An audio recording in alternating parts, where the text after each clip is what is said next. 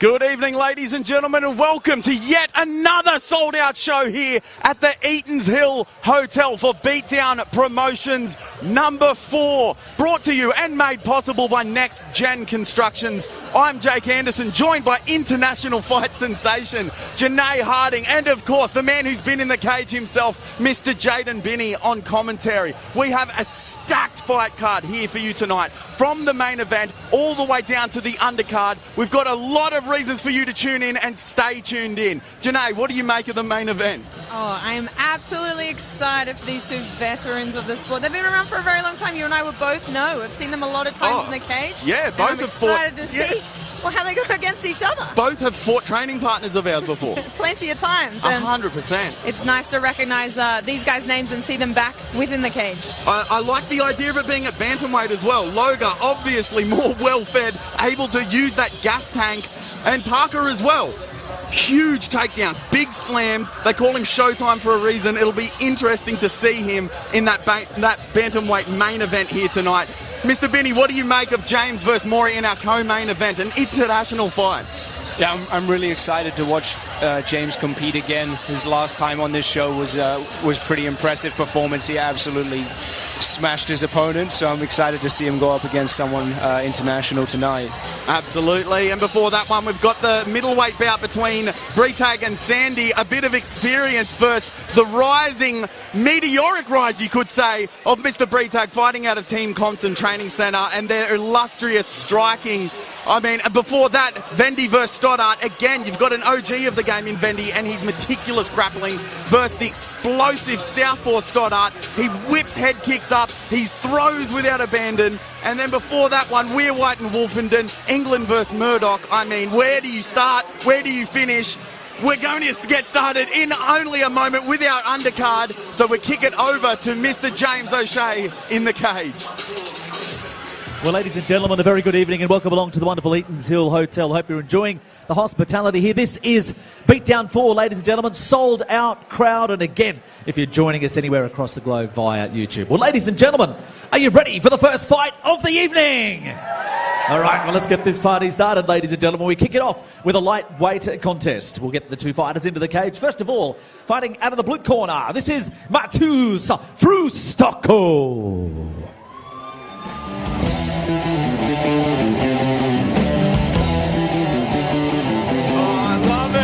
Frustoko coming out to Iron Maiden. Jack will be pretty stoked to hear a little bit of his own genre. Oh, 100%. This is a vibe.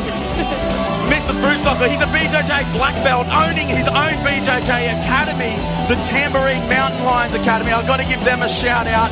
He's looking for his first victory in the cage. And with the aforementioned training out of Boonchu under John Wayne Parr and Daniel Almeida, he has the skills, and it seems to almost be a matter of time for Frustoko to improve his 0-3 record.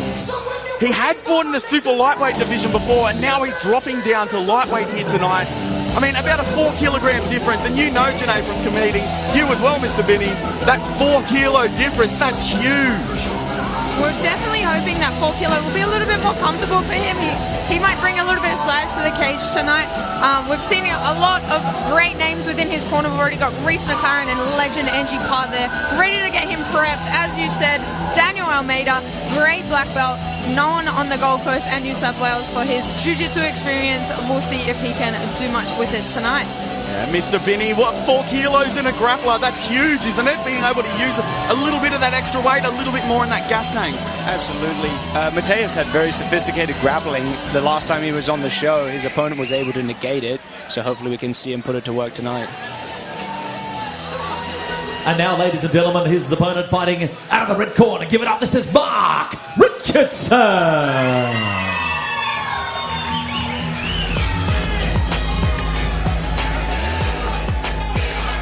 Here comes Mark Richardson, the second half of our opening fight. Fighting out of Tribal MMA on the Sunshine Coast. He's got a 2-2 record, looking to improve that one, and especially coming off a 4+ year layoff. I mean, he's got a mixed record, but he's never been finished in competition, and personally, I recognise Mark from calling his debut fight, which would have been some time ago if he's had a 4-year layoff. But He's had a submission victory in that one. He never lets his opponent off the hook. He gives as good as he gets in every single exchange. And he's a methodical and measured fighter as well, which is really interesting to see in an amateur fighter. It's interesting. It may be 4 years outside of the cage, but has he been training that whole time? Most likely. Has he been developing?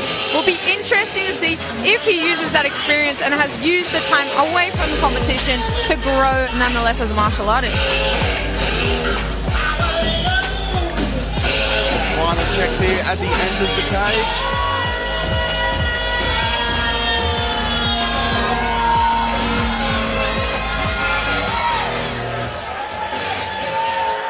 All right, ladies and gentlemen, introducing you to the two fighters. Fight number one on our card. This one is proudly sponsored by Astute Annalie. We fight 3 by 3-minute rounds. We do it in the lightweight division. Introducing to you first, standing across in the blue corner, from the Boom Chew Gym on the Gold Coast tonight, steps into the cage, chasing win number one. Give it up. This is Matus Frustoco.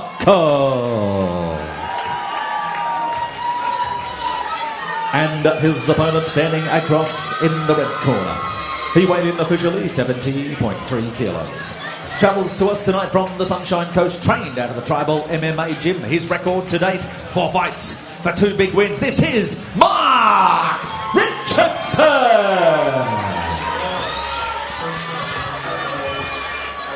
Referee Ben Benavente is Thomas Churchill. Thomas Churchill set to get us started. Fight number one brought to you by Astute Annalie. Is recommended and used by Beatdown Promotions staff for all things finance, loans and wealth management. For all things finance, give Simon a call at 0405 751 173. Oh, immediately! You can see Frustoco just wants that win, doesn't he? He came out right in the face of Richardson and hits him with that lead hook. Take your time. We definitely know where Frustoco wants this fight. Using his black belt in jiu-jitsu, he's already on the ground. He's taking top position, and it's looking great. That's a great position to have somebody right against the cage. Couldn't be better as a part of the octagon. Or he's let him get back up. He did almost out of sheer will. He didn't even really have the underhook. He just sort of powered himself up. What do you like about the grappling on the cage, Mr. Benny? And he's down again. It was a single leg again. Yeah, these are great takedowns. He's opting for the tie waist grip when he takes his partner down, which is great, as the MMA glove gets wedged under the partner, and it becomes really hard to stand back up and escape. In a half guard position here, you can see how Frustoco's sort of sitting on the leg, killing the ability to get that one out, so we can't swivel that leg out and get up.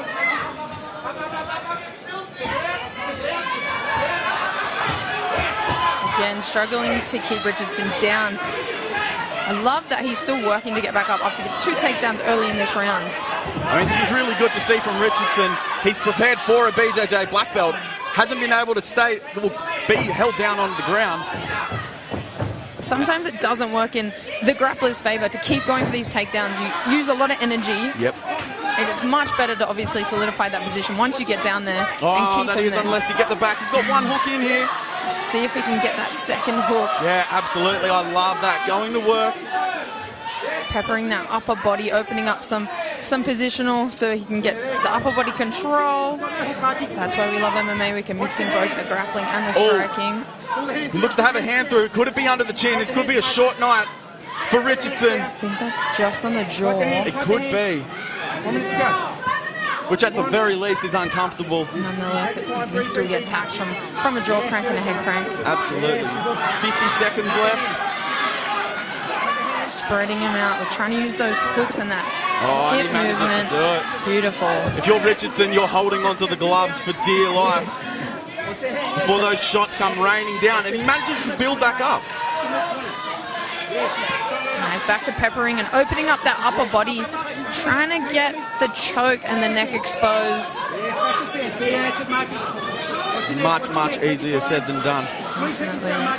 When you're striking, those gloves feel so small, and when you're grappling, they feel huge. Absolutely. It's hard to find a path through, but it looks like Richardson stopped defending the neck, which I would definitely advise against. A neck crank. Last few seconds of this round. Straight into mount. He rains down shots. Frustoco absolutely put his fingerprints over the last stanza of that round. But Richardson, I mean, in there with a black belt, with tiny little gloves on and can be eating punches, does incredibly well for himself. Ladies and gentlemen, first off, up against Richardson, who's opening that brought to you by Christoffel looks like a man possessed, doesn't he? Absolutely.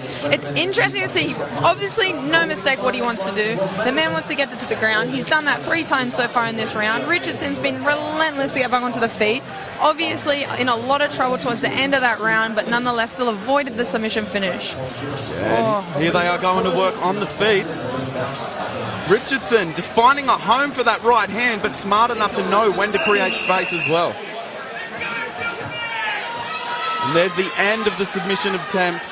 Smartly goes into mount and begins raining punches down, solidifying a good round. All smiles from Richardson.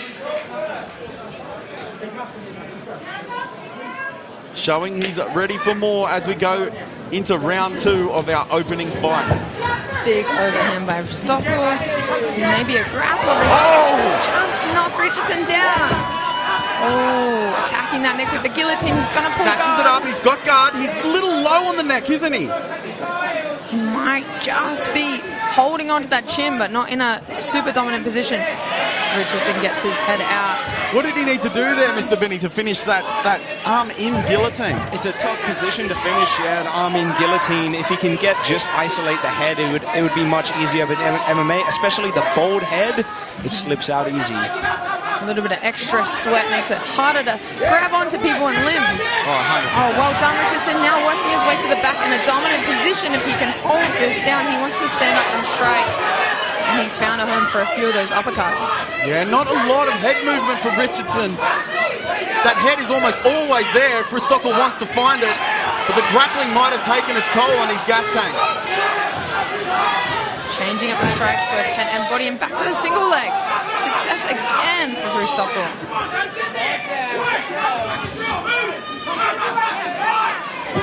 Good defense by Richardson. Scooting his bum to the cage. We love a good butt scoot if it gets you back up onto your feet. 100%. The reverse butt scoot. Oh, great that was inside. fantastic.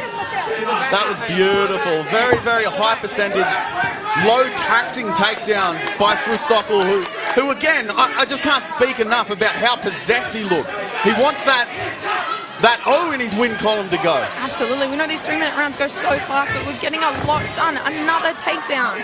It's relentless. He's getting it to the ground. He just needs to keep it there a little bit more. Yeah. Easier said than done. Absolutely. I mean, Richardson's, he's almost gone beyond himself to be able to get back up onto his feet against the BJJ black belt. It's fantastic to see. Jaden, would you say they probably worked a lot of get-ups in Richardson's camp to make sure that this black belt doesn't get to use his expertise? Yeah, absolutely. It looks like Mateus wanted to trap his legs when he's getting the takedown to prevent his opponent getting back up. But Richard's doing a great job, not wasting any time. He gets back up straight away. Hits Christoffel with a nice lead hand, but it's very difficult when the guy who wants to take you down just wades in with punches because you don't want him anywhere near you. And it's hard to keep that distance when you've got quite a small circumference to stay away from. And you also want to bang, so you're engaging in this brawl. That mouth guard is hanging on by a thread from Christoffel, which just goes to show. Oh, and the leg! Kicks him, takes the leg out, and it looks like Christoffel might be using the time to recover. Richardson now moving forwards. On the feet here, it looks like it could be anyone's fight. Wow. An action-packed round 2. Both men head down, swinging to the end bell. That was more of a mixed bag. Christoffel with his hands up. Richardson doing the exact same. I love seeing a diversity of takedowns from Christoffel. We've got inside trips, we've got single legs, we've got some on the cage wall work as well, and some open area. Here the boys are exchanging. There's that Superman punch that dropped Richardson in the early stanza. So much happened in this round, I forgot that he even got dropped by a Superman punch. There was also that fantastic flurry of uppercuts. There was an outside trip as well from Richardson. There it is. Kept in there and let him get back to the feet where he wanted it. Absolutely action-packed. NXTgen Constructions, two-state legislative training, handling, and business advisors. Well, this is it, ladies and gentlemen. We're coming down. This is our third and final. Make some noise!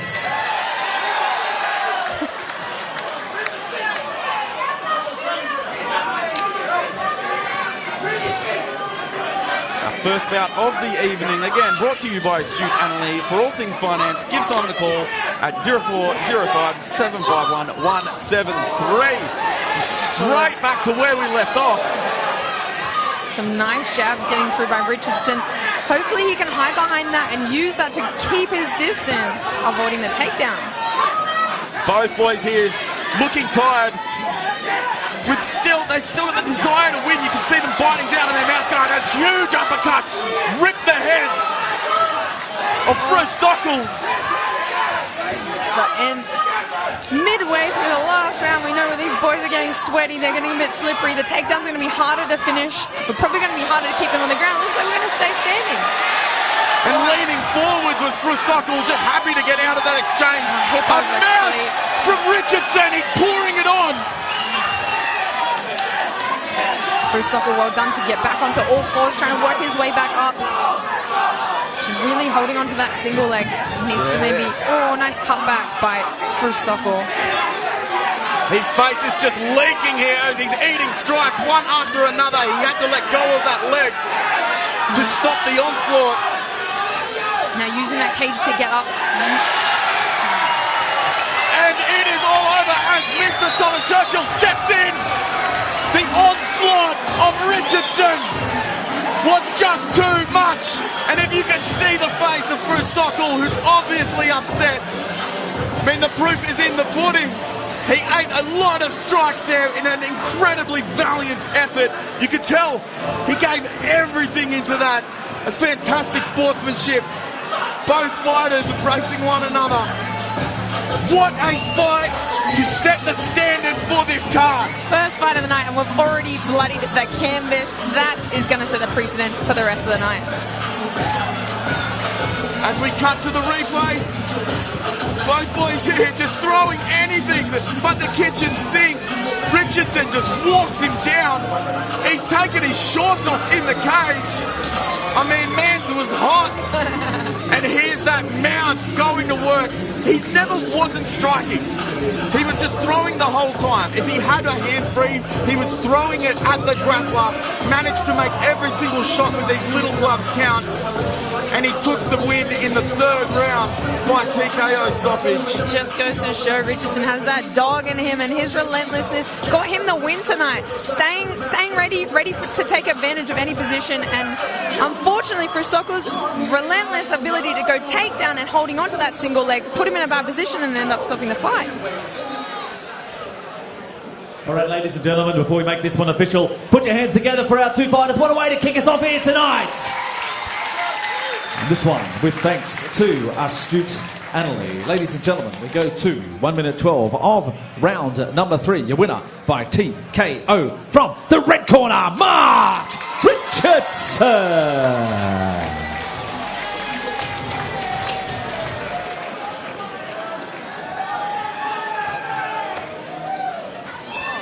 Oh, how's the respect? Oh, he's tying up a new belt. He's Richardson elated. promoted to brown belt within the cage. We love a moment like this where you've seen the anguish of a hard fight, Cam, and the reward is not only the win of the fight but also a belt promotion. 100%. He TKO's a black belt, showed fantastic grappling in there. You could just see how much that meant to him. And to your point earlier, Janae, he must have put those rounds in an MMA fashion, defending the takedowns, getting back up to his feet. It's fantastic to see that hard work paid off, not just with the win here tonight, but with his brown belt promotion as well. It goes to show you can have a game plan and really go for those takedowns, but sometimes it is at the expense of your gas tank. You have to make sure that your conditioning is there and ready to stand strong all 3 rounds, and unfortunately, it was just the last end part of this fight that Frustockel couldn't finish it.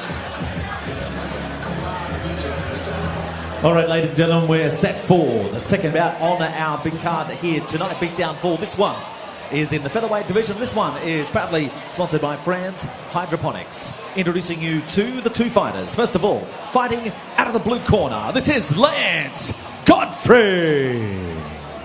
Keep on rolling, baby. You know what time it is.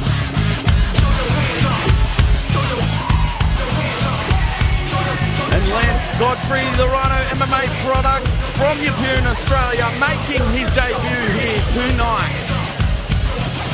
He's come down the coast representing Rhino MMA. He's an ambitious newcomer, hungry to establish his name in the sport. What I like about him is that he has an educated lead hand, yet a wild style, which makes quite a conflicting situation, but it works for him. He has well-timed jabs, a whipping lead hook, which set up his exchanges on the right foot and often on the front foot, pushing his opponents back where he seems to be most at home. He's trained overseas in Thailand to further his development, and that just goes to show his dedication to the fight life. And now his opponent fighting out of the red corner. Give it up, this is Liam Hall.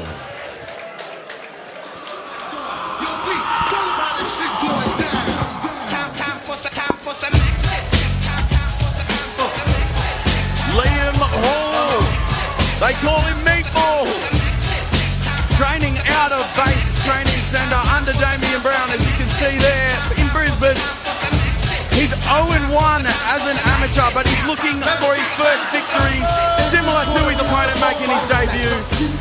So he had that need today to prove himself despite going 1-0 in kickboxing, which he did fantastically, winning with an incredible head kick. He has game striking. Like we said, he can finish it at a moment's notice. That kick, if you saw it in his amateur fight, it was beautiful. As a guy that loves a good head kick, he placed it right there on the neck, right where the jawline is, dropping his opponent in spectacular fashion. Going 0-1 in MMA, he's looking to do the same thing here tonight. You'd be lying if you didn't like a head kick knockout or a head kick on any occasion. We love to see striking, and hopefully we can bring the action with Liam Hall tonight.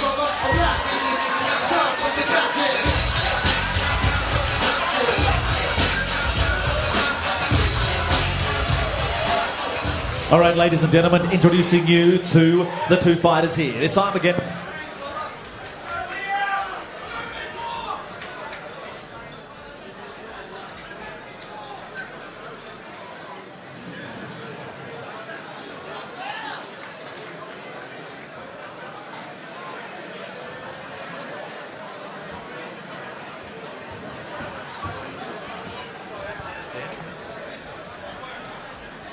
All right, so ladies and gentlemen, pick up where we left off. So this one is a featherweight contest, and this one is brought to you with thanks to France Hydroponics. Introducing you to the two fighters. First of all, standing in the blue corner, weighed in officially 66.20 kilos.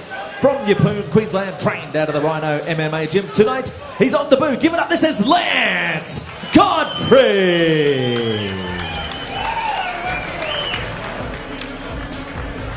And now standing across in the red corner. He tipped the scales yesterday officially, 65.55 kilos. From right here, Brisbane, the River City, Queensland, he's trained out of the base training centre tonight. Makes his second appearance in the cage, looking for win number one. Give it up, this is Liam Hall.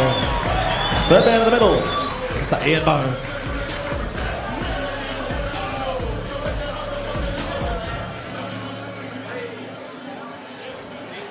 A second fight here for the night.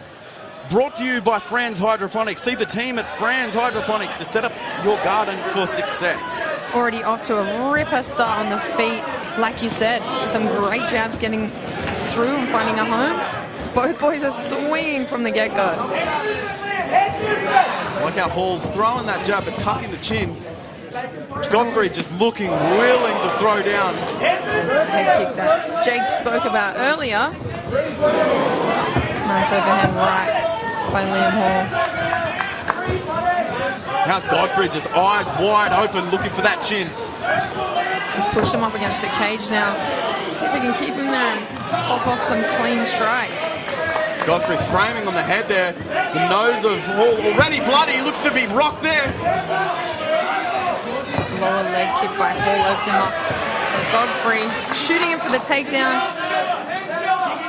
Hall gripping the legs there. Looks like he pulled them out. And he's down onto the ground. Passes immediately, Mr. Benny. Yeah, this is a great idea for Liam here to wear his opponent out. His opponent was throwing those punches with mean intentions, but the problem is when you throw like that, you will start to get exhausted, and if your opponent can get on top and ride you, you can't throw punches like that anymore. 100%. It's just physics. Reversed by Godfrey. Now sitting in that three-corner guard. Oh, the nearly illegal strike, but we avoided that from an early start. Just saying there, Godfrey looks at Mr. Medball and says, come on! Both boys well in range, standing in the pocket, ready to throw down. Three-piece there, gets through the guard, and Hall's now covering up. Godfrey, tenacious, looks for a trip, off-balances him and shoots. And he gets the takedown. Just this onslaught, it looks like it's too much for Hall to be able to compute. Hall's already bleeding, you know, you're under pressure, now you're getting takedown, you've got reverse, you're using a lot of energy in the striking. He's pulling up that triangle. He needs to change the lock on the other side. What else does he need to do, Jaden? It will be hard for Liam to finish this because his opponent is so postured up, and now he's escaped his head, and this is not where you want to be. That's the risk of going for this kind of submission. Although he's on the armbar now, but it's too slippery. 100%. At what point do you bail on the submissions and you look to get up? You'd think it was 10 seconds ago. The way Godfrey's throwing, he gets a warning from the ref, which instigates a bit of movement, but that could be under the chin. And Hall fighting off absolutely everything just to stay in the fight. Drop down on another well-timed shot. But Hall doing everything to stay in the round and stay in the fight. Godfrey loving it. Hall not so much. Godfrey very close to a finish there. Ian Bone was well and truly eyes on the action, looking at any opportunity to stop it, but Godfrey dropped down for the takedown. Do you think that was the right thing to do, Jaden? I think he was beating Hall up, but you never know. Sometimes you look back on the fight after, you realize maybe you had an opportunity to finish someone, but he's definitely been successful this round. It will be hard for Hall to come back, I think, just because it looks exhausting being on the receiving end of that. Yeah, absolutely. It's hard to tell what the fighters are thinking. I mean, this onslaught from Godfrey, it could have been gassing him, so he went for the easy shot. A delight for us either way, getting a round two of all this featherweight action here tonight at Beatdown Promotions.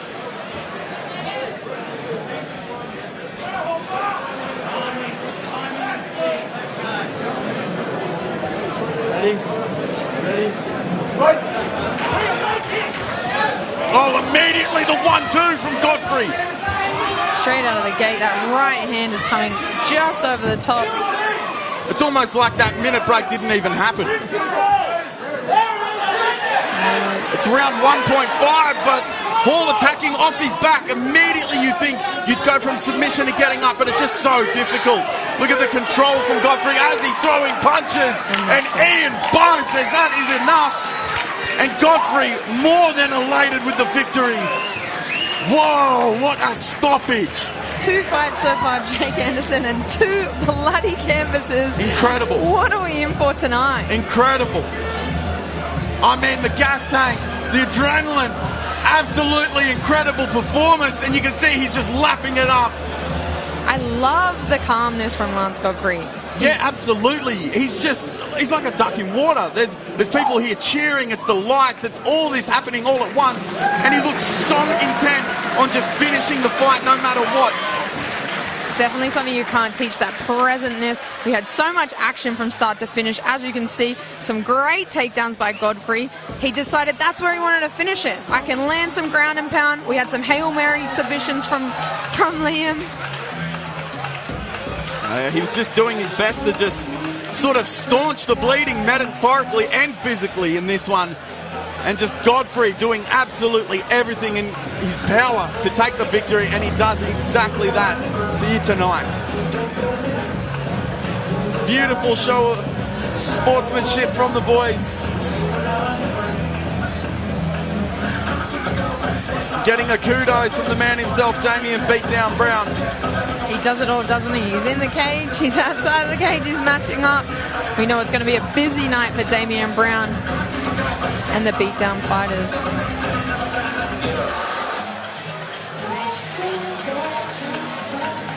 As we have some last-minute preparations, we kick it to Mr. James O'Shea in the cage. All right, ladies and gentlemen, put your hands together for both fighters. Again here, another great fight on our card. This one proudly sponsored by Franz Hydroponics. But ladies and gentlemen, 26 seconds into round number 2. Your winner by TKO from the blue corner, Lance Godfrey.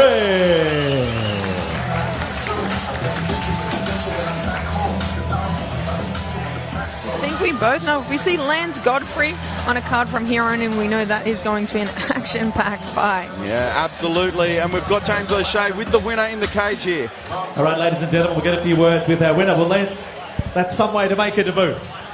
I guess it is, isn't it? I just really like to say thanks for my team to get me here. Thanks for Damo and everybody for putting this together. Fantastic show. My mum and dad, fuck, definitely wouldn't be here without you guys. You has helped me so much. And all my family and friends, thank you. Talk us through that fight. Tell us your thoughts on it. I looked into it deep. I knew what he was like, sort of, you know. He's only had a debut. Just worked with what I got. Congratulations. When will we see you back at the cage? Very soon. I've got a fight in Yeppoon in 3 weeks, and that's just a Muay Thai, so a bit of fun, and we'll try and get back to Beatdown as soon as possible. Congratulations, ladies and gentlemen. Put your hands together for him. He is your winner. What a way to do it. This is Lance Godfrey. Some people are just cut out for this type of fighting. And Godfrey's absolutely one of them. And just like he said, whenever we see that name on a card from now on, we'll remember him as, you know, that guy that just steamrolled through his opponent on Beatdown Promotions. He's everywhere. He's up. He's on the striking. He's behind his jab. He's also on the takedowns, and then his ground and pound is relentless. And we roll on to bout number 3 with Mr. James O'Shea. All right, ladies and gentlemen, let's continue this show here tonight. Hope you're enjoying all of the action. We move to the next bout on our card. This time we do it in the welterweight division, and this one is brought to you thanks to Lenco Building Systems. Let's bring out the two fighters. First of all, fighting out of the blue corner, this is Justin Wood.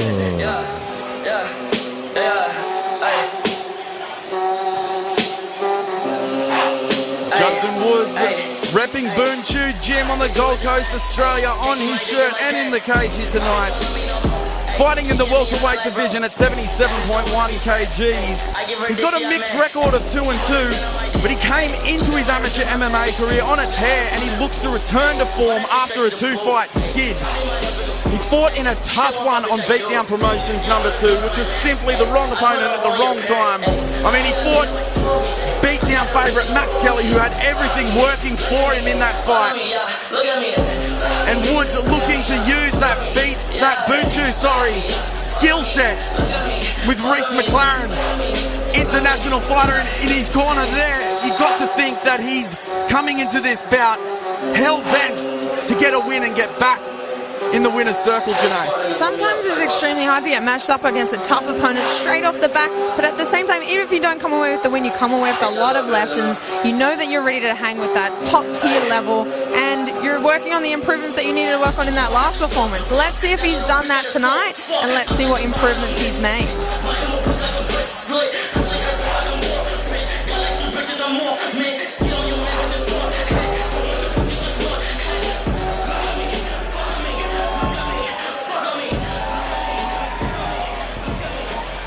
And now, ladies and gentlemen, his opponent fighting out of the red corner. This is Orson McComish.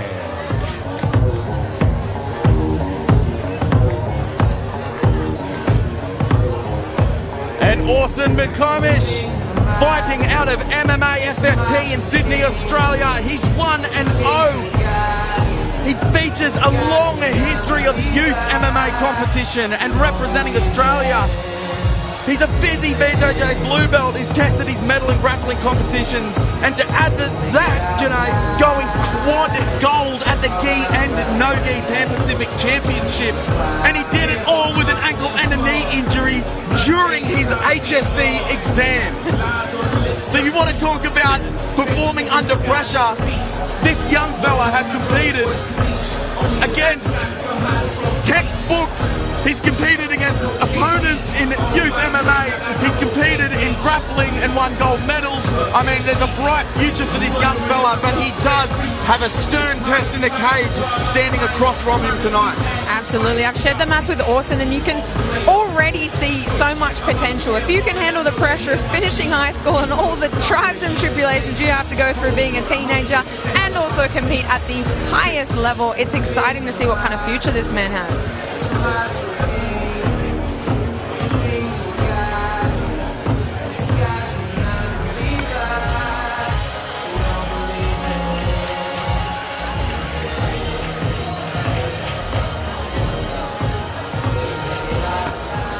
All right, ladies and gentlemen, introducing you to this bout, this one in the welterweight division, and it is brought to you with thanks to Lencoal Building Systems. Introducing to you first, standing across in the blue corner, weighed in officially 77.15 kilos.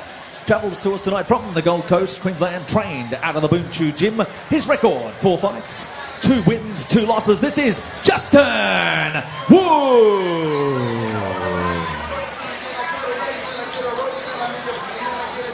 His opponent standing across the cage in the red corner. He weighed in officially 77.35 kilos. From the MMA FFT gym in Sydney, New South Wales. 1 fight, 1 win. This is Orson McComish. Referee, third man in the middle, Mr. Phil Cassidy. This bout brought to you by Lencoal Building Systems. Builders, for all your steel framing and truss needs, get in contact with the steel experts at Lencoal Building Systems. Go to lencoal.com.au for more info. From the outset, you could just see Woods' face looking nonplussed and McComish just looking stone-faced. Nice cold feints from McComish already, really initiating his presence in the cage. A nice flurry to follow it up with. Oh, outside trip with a double leg entry. Beautiful for a young man like McComish. Yeah, there was good fight IQ. He threw to get Woods to throw back. As soon as he threw back, he thought about the shot. He's definitely representing that next generation of MMA, mixing up the striking, now on to the takedown, jumping on the back, getting both hooks in, and working for that upper body control. Yeah, and you can hear Renato Sabotic in his corner, his coach. That's sage advice. He's almost in the corner over there, we can see on the screen. And Orson just looking to upgrade the position. He's almost got a body triangle there, Jaden. Yeah, McComish is looking really composed. It looks like he's having some trouble getting under the chin, which is always the nature with the gloves on, but this will be exhausting for Justin here, being in this body triangle, especially if he stays here. 2 minutes left in this round. He's got plenty of time to work on that submission or change his position up if he wants to. Right next to his coach, he's got him in his ear. Couldn't be a more perfect position right now early in this fight. Belly down, belly down! Woods being able to swivel his hips and get to his knees in a turtle position. This forces McComish to readjust and get on top. Oh, and he uses that. He gives that little bit of air to get under the neck, and Woods smart enough to take it away. There's just no room for error when McComish is on top of you. He knows exactly where to be. Again, that fight IQ. He's moving away from the cage, knowing that those legs can be a bit of trouble and help Woods get back up to his feet. Pitter-pattering, but taking his time with the ground and pound, not being overzealous, making sure he's got that position. Looks like he's setting up a triangle here. Beautiful transition. It is one of his signature subs. He looked like he gave up mount just to be able to throw that leg over, so he has that kind of confidence in this triangle. Absolutely, you've got to be pretty confident in your triangle submission if you think that you can give up that mount position, which couldn't be a better position in MMA, really. Pitter-pattering him up with the strikes from the bottom. Hopefully that cage isn't in the way to stop him from getting the right angle. Whoa, he's almost got that in the crook of the knee, but Woods pushing in. I mean, aren't punches really going to help you if this triangle gets any deeper? Definitely think Woods should be working on posturing. What do you think, Jaden, for the defense? I think this might be over very soon. This triangle looks very tight. If Woods doesn't start to get up and thumb post his partner's leg, I don't think the punches will be enough. And talk about saved by the bell. I mean, I think you were right, Jaden. If that was any longer, the human brain needs oxygen. And Woods was in all kinds of trouble, being on the bottom mount, being in that triangle. But he's shown a lot of grit and toughness. With two bad MFers in his corner, we're talking about Reese McLaren and Angie Parr. They know about toughness. And McComish in the corner pretty much getting told to just relax, bring it all back down. You did fantastically. And we're seeing exactly that in this replay. McCormick showed a great takedown from the back, proper body lock, jumps on the back, gets those hooks in, and was threatening pretty much the entire round with different submissions and a little bit of ground and pound from the mount. His triangle was all but there. I'd definitely say if there was a little bit longer in that round, we could have seen a little nap in the cage for the first time tonight.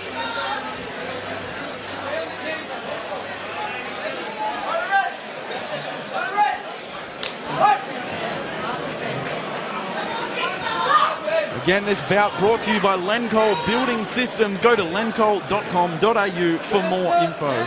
Interesting approach for Justin in this second round, going straight away for a takedown on the cage. Awesome rolling through to the knee bar. Let's see what leg attacks he's going to throw up from here. I don't mind that idea of Woods being on top. He looks to be the bigger guy. I mean, he's older. He might have some more of that man strength in him, because that first round, Janae, being on the bottom with McComish on top, I mean, that was not it.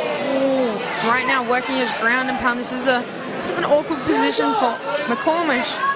He's trying to attack the leg, which is, in MMA, it's not always the best idea, especially when you're on your back like this, and Justin has quite a good posture. He's being told to posture up by his corner. He's got one arm in, one arm again. McComish doing everything he can to try and cinch that back up. Like you said, it's his specialty, so he obviously knows that he can make his way there, but he just needs a few more adjustments, and Justin to sort of move in the right position for him to be able to be at that angle. Posture is definitely compromised by Woods, so it's all but there. He sits down to try and relieve some of that pressure, but you do give up the arm when you do this. It looks like McComish is trying to attack it. Very difficult angle to see. Oh, and he uses it to come up into a mounted triangle. And he rolls back. Woods just refusing to give up position. All hard here tonight. He almost needs to just sneak one arm in. He's trying to get his head out and trying to posture a lot, but I mean, McComish just loves the triangle so much. He's used to that. It's that rule, isn't it, Benny? The 2 in, 2 out, right? You want to choose one or the other. And just there, he almost had an opportunity to get 2 arms in or both arms out, and he didn't take it. McComish trying to use the sit-up sweep. Oh, I've never seen that defense before. Just smack him in the face. I can see why a lot of grappling gyms probably wouldn't. Big ground and pound shots from the inside of guard from Woods. Oh, and another one. You can hear them. He's giving it everything in the second round. He knows he's down one. He's shouting as he's throwing some of these punches. Shoulder neck, right hand. Watch your arm. Again, McComish, he might have an arm there. In that figure 4 grip, Jaden. Oh, wow, and he uses it to throw the leg over again for another triangle. Hit him. Right hand. What transitions by McComish here. And a very difficult round to score. I mean, McComish had the submission attempts trying to end the fight, but Woods was tenacious on top. Spent probably more of the time there, but you got to think McComish as well got to that mounted triangle, was able to sweep him, move him around. Very, very interesting as we head into this third round. And here's some of that action, attacking the arm, coming up into the triangle. Some really interesting grappling sequences, Jaden. Yeah, this is a pretty unorthodox strategy by Justin Woods. He's just trying to punch his way out of these submissions that look very tight. Hey man, it worked for Matt Hughes. No, but I have to agree, you don't want to spend too much time in a guard like that. It almost seems like a matter of time. McComish, he loves those submissions so much, he seems so comfortable there, you don't want to hang out there. It'll be interesting to see if Woods can get to a more dominant position to use his ground and pound. Well, this is it. We're counting down now to our third and final.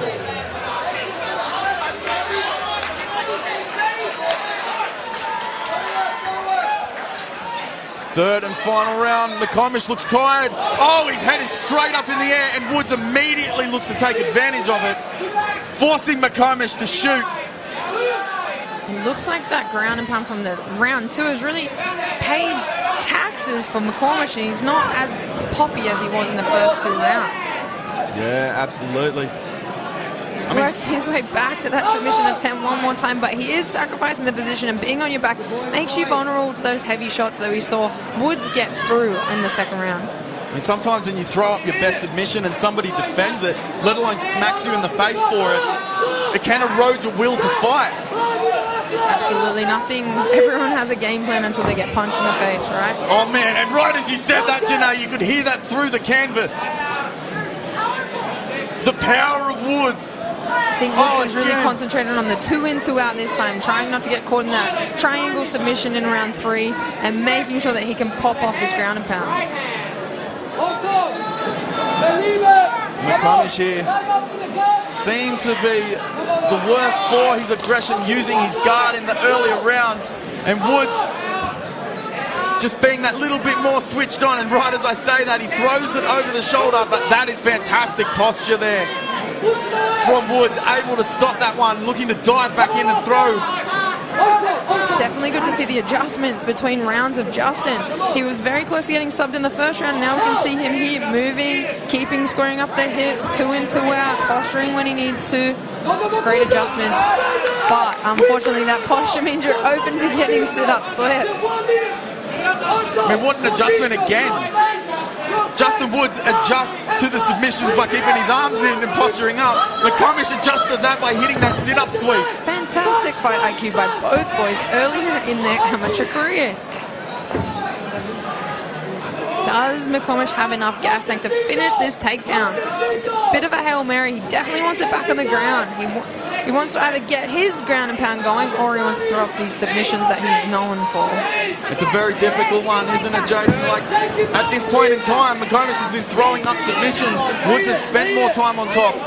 If you're McComish, are you looking to get the takedown? Do you think you've done enough? It's a very, very difficult question. Yeah, he's in a tough situation now because he's spent the last 2 rounds on his back. So right now he's probably thinking of a way to try and get a finish with 30 seconds left. Oh, and big shots from Woods.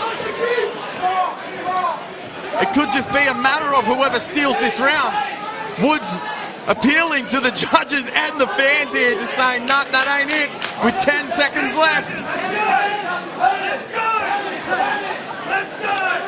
And Woods just smiling and throws to the final bell.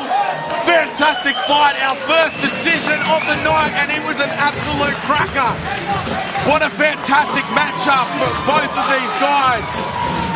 We got to see a little bit of everything from these boys in this fight. A little bit of striking, some great takedowns, and then not only some ground and pound, but some submission attempts of both the legs and the neck. Absolutely. For your amateur career, these are the sorts of fights that you want to get.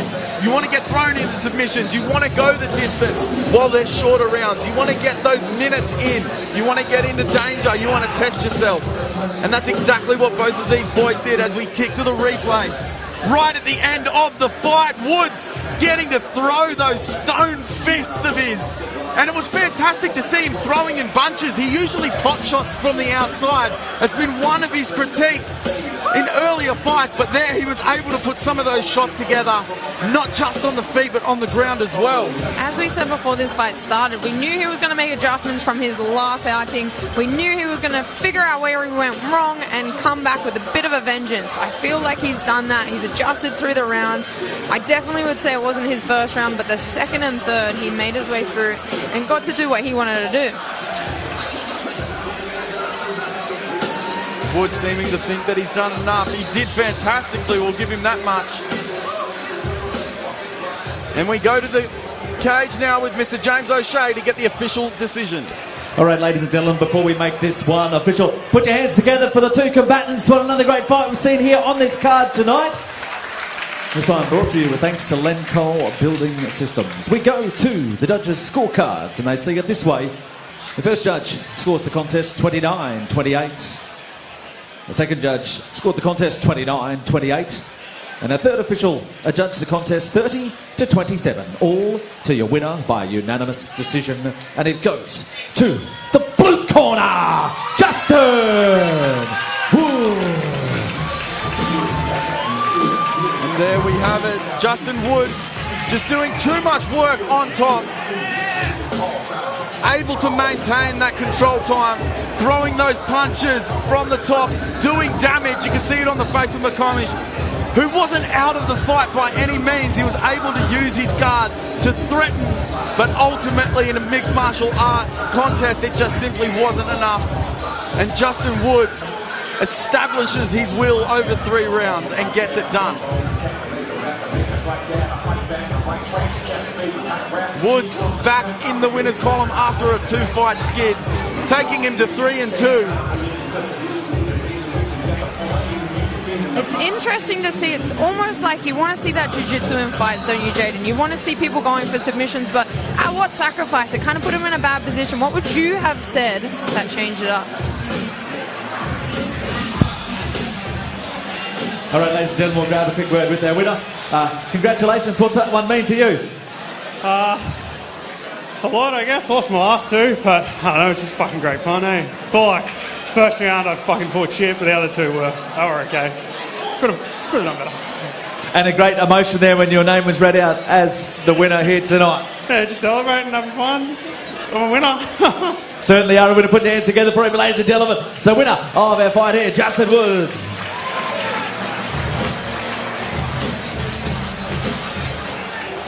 Okay, ladies and gentlemen, that takes us to the next bout on our card. This one, the super lightweight division. So we fight this one, sponsored by the MMA Fight Store. Bringing out the 2 fighters. First of all, blue corner. This is Damien Snow.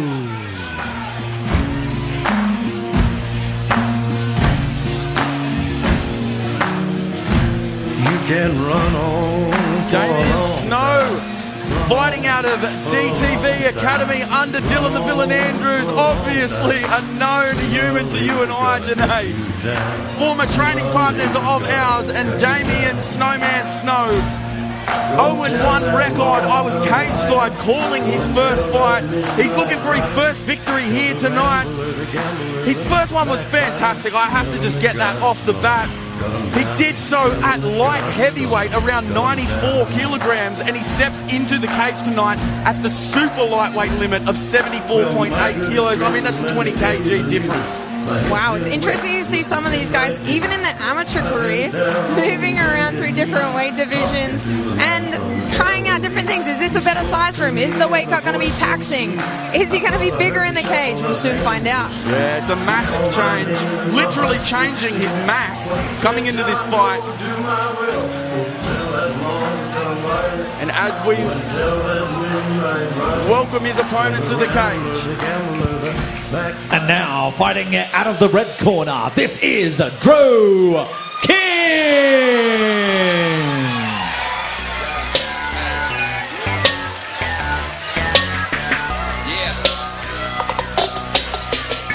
Drew King making his way from Base Training Centre under Damien Brown, fighting out of Brisbane. He's 1-0 after a 3rd round submission over a tough, well-trained athlete in his debut. He's a BJJ blue belt looking to go 2-0 at just 21 years old. He believes he's put in the overtime day in and day out at Base Training Centre. And it's not hard work when you enjoy it. That's just called fun. And that's a fantastic attitude to have. And as the saying goes, Janae, a happy fighter is a dangerous fighter, which could spell an outstanding performance for King here tonight. We're all here for the love of the sport. At the end of the day, if you're doing something this crazy, you've got to love it just a little bit. So it's really hard to get caught up in the hustle and kind of forget about that love for it. So I'm so glad that that's his approach earlier on. Absolutely, and his last outing, the crowd were on their feet, and King gave them no reason to sit back down. Let's see if he can do the same here tonight. All right, ladies and gentlemen, introducing you to this contest. Super lightweight is the division, and it is sponsored by MMA Fight Store. Introducing to you first, he stands across in the blue corner. Tipped the scales yesterday, officially 75.25 kilos. Hailing from the DTV Academy on the beautiful Gold Coast tonight, steps into the cage for fight number 2, looking for his first victory. Give it up. This is Damian Snow. His opponent standing across in the red corner. He tipped the scales 74.6 kilos. From Brisbane, the River City, Queensland, trained out of the base training centre. 1 fight, 1 win. Brisbane, give it up. This is Drew King. Referee, third man in the cage, Mr. Thomas Churchill.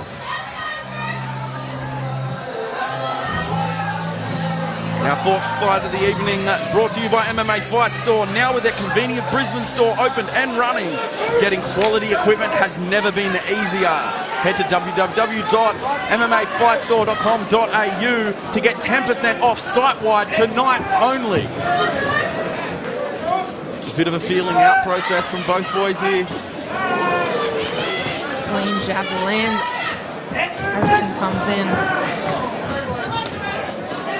The Snow immediately looks to be nice and light on his feet, and you can imagine how freeing it is being 20 kilograms lighter in the cage. He's using the most of it, showing some nice feints and being very, very calm and composed. And King as well, looking focused. Finding a spot for that right hand. Snow looking quite fluid in his movements, sort of ready to throw at any moment. He's drawing, he's keeping distance quite well, and he's setting things up. Yeah, it's good to see. Not rushing, but still when he has to throw, he has to throw. King's probably a little bit busier in these early minutes, but it's interesting to see who's getting the more significant strikes, you know? Yeah, I agree. King's definitely getting reads. You can see that he's computing everything going on. Snow just trying to explode that right hand, almost collected the chin of King as he threw that leg kick. Beautiful jab there by King. He's mixing up the left side and the right side. And a huge head kick. It's almost like Snow's waiting for his weight to be set, and he just launches that jab. He doesn't throw as much as King, but he's definitely throwing everything 100%. He's landing that right hand. He's got a big heavy leg kick, and the jab's coming straight up the pipe. King showing him a lot of different looks. A bit of reddening on the side of the face of King, and it looks to be from that jab. Can definitely win fights with a nice solid jab and keep people away. It kind of pushes King back a little bit more and stops him from entering with anything more than 1 or 2. I like this movement from King when he's strafing, he's moving laterally.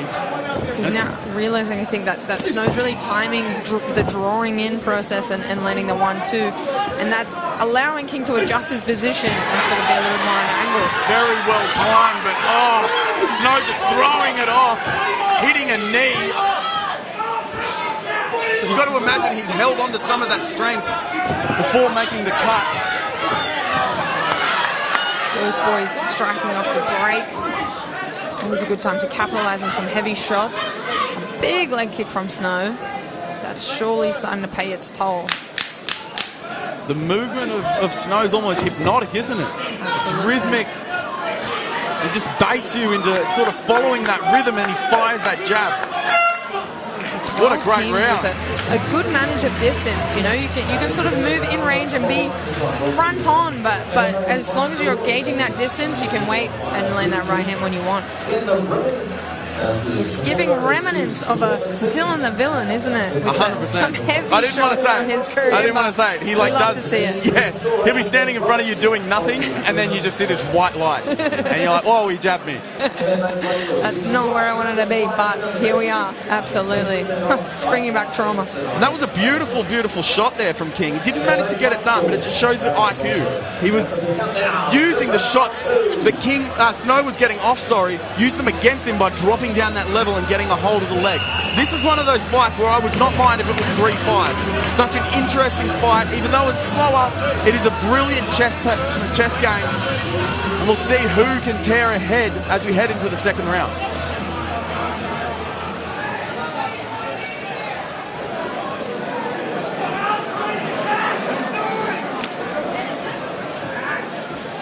Glove touch to start us off on round 2. We'll see if this stays on the feet this time. Yeah, we've had previous fights go everywhere, but it looks like this one might stay on the feet. And in terms of the pace, Janae, it does seem like this is going at the speed that King wants it to be at.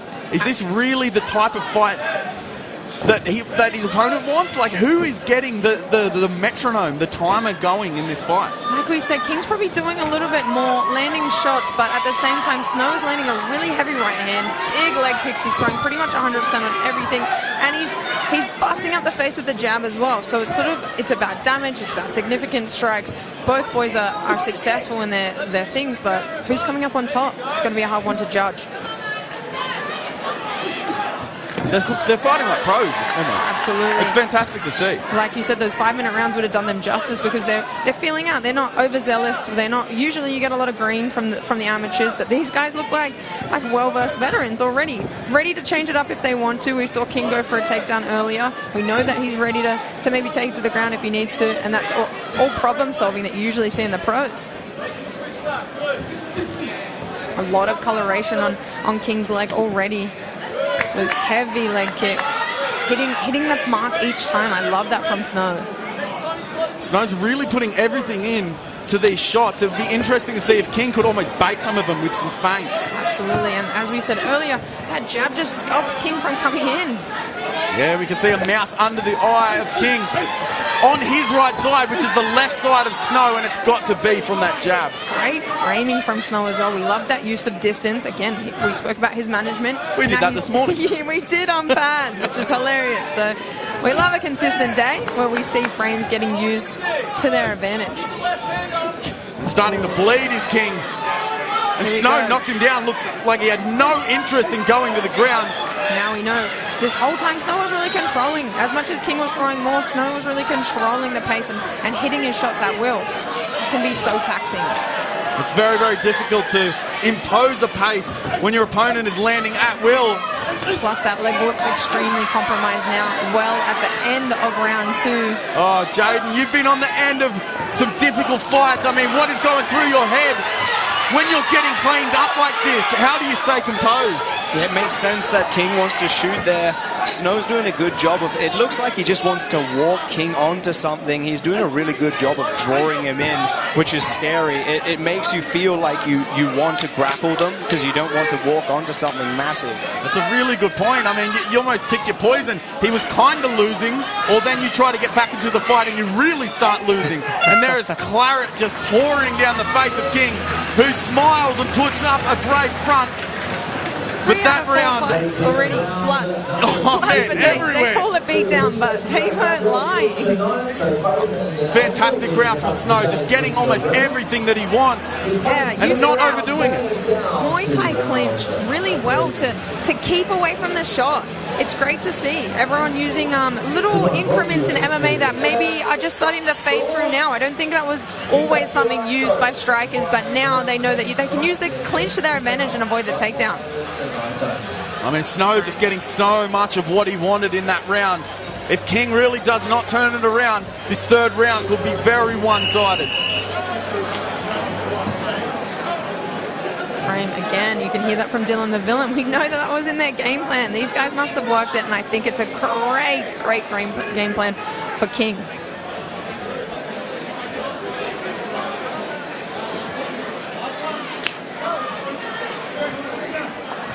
And once again, this fight brought to you by MMA Fight Store. Head to mmafightstore.com.au to get 10% off site-wide for tonight while Beatdown Promotions is on. I can tell you from experience that is the most aesthetic MMA kind of style store I've ever been to in my life. They're your people. They're my people. With the big Cheeto Veruca mural outside, you can't miss it. Much the same as round 2. We've got Snow really controlling the pace, controlling the distance. He's switching stance. He's got good position, hitting heavy strikes each time. I like when King's turning him, but he almost stops. You don't want a guy like Snow planting his feet. You want to keep his feet moving so he can't clean you up. And King, almost a desperation shot there. This could be the ticket for him to turn this round around, but will it be enough? Pushing his hips back. Snow really used the cage that time to keep his hips away and out of danger. I like this movement from King, but unfortunately he's kind of circling into the power, and that's not doing him any favors. Snow going to southpaw. He's almost always ready after he throws to be able to put that forearm across and frame, and King just not being able to upgrade on any of his takedowns. King's got him hopping, but Snow really well to stay balanced. He knows to push his hips back, get an angle, so he's not straight in front of him. We'll see if King can finish this takedown. Yeah, he really needs all it but gone at this point, isn't it? Front headlock from Snow. He's almost maintaining his advantage as he turns. Putting his weight, like you said, he's moved down in division. He's surely holding a little bit of weight on that one. It's even more taxing when you've got an opponent laying on you like that. I mean, and you look at specifically where the damage has accumulated on King. It's from that jab, and look at that leg. It's been the story of the fight. Great head movement, again, great distance. It's like Snow is seeing everything. Absolutely. And unfortunately, King's just sitting a little bit too far in range, so he's not outside of these shots. He's allowing Snow to sort of pitter-patter when he wants to, and at will.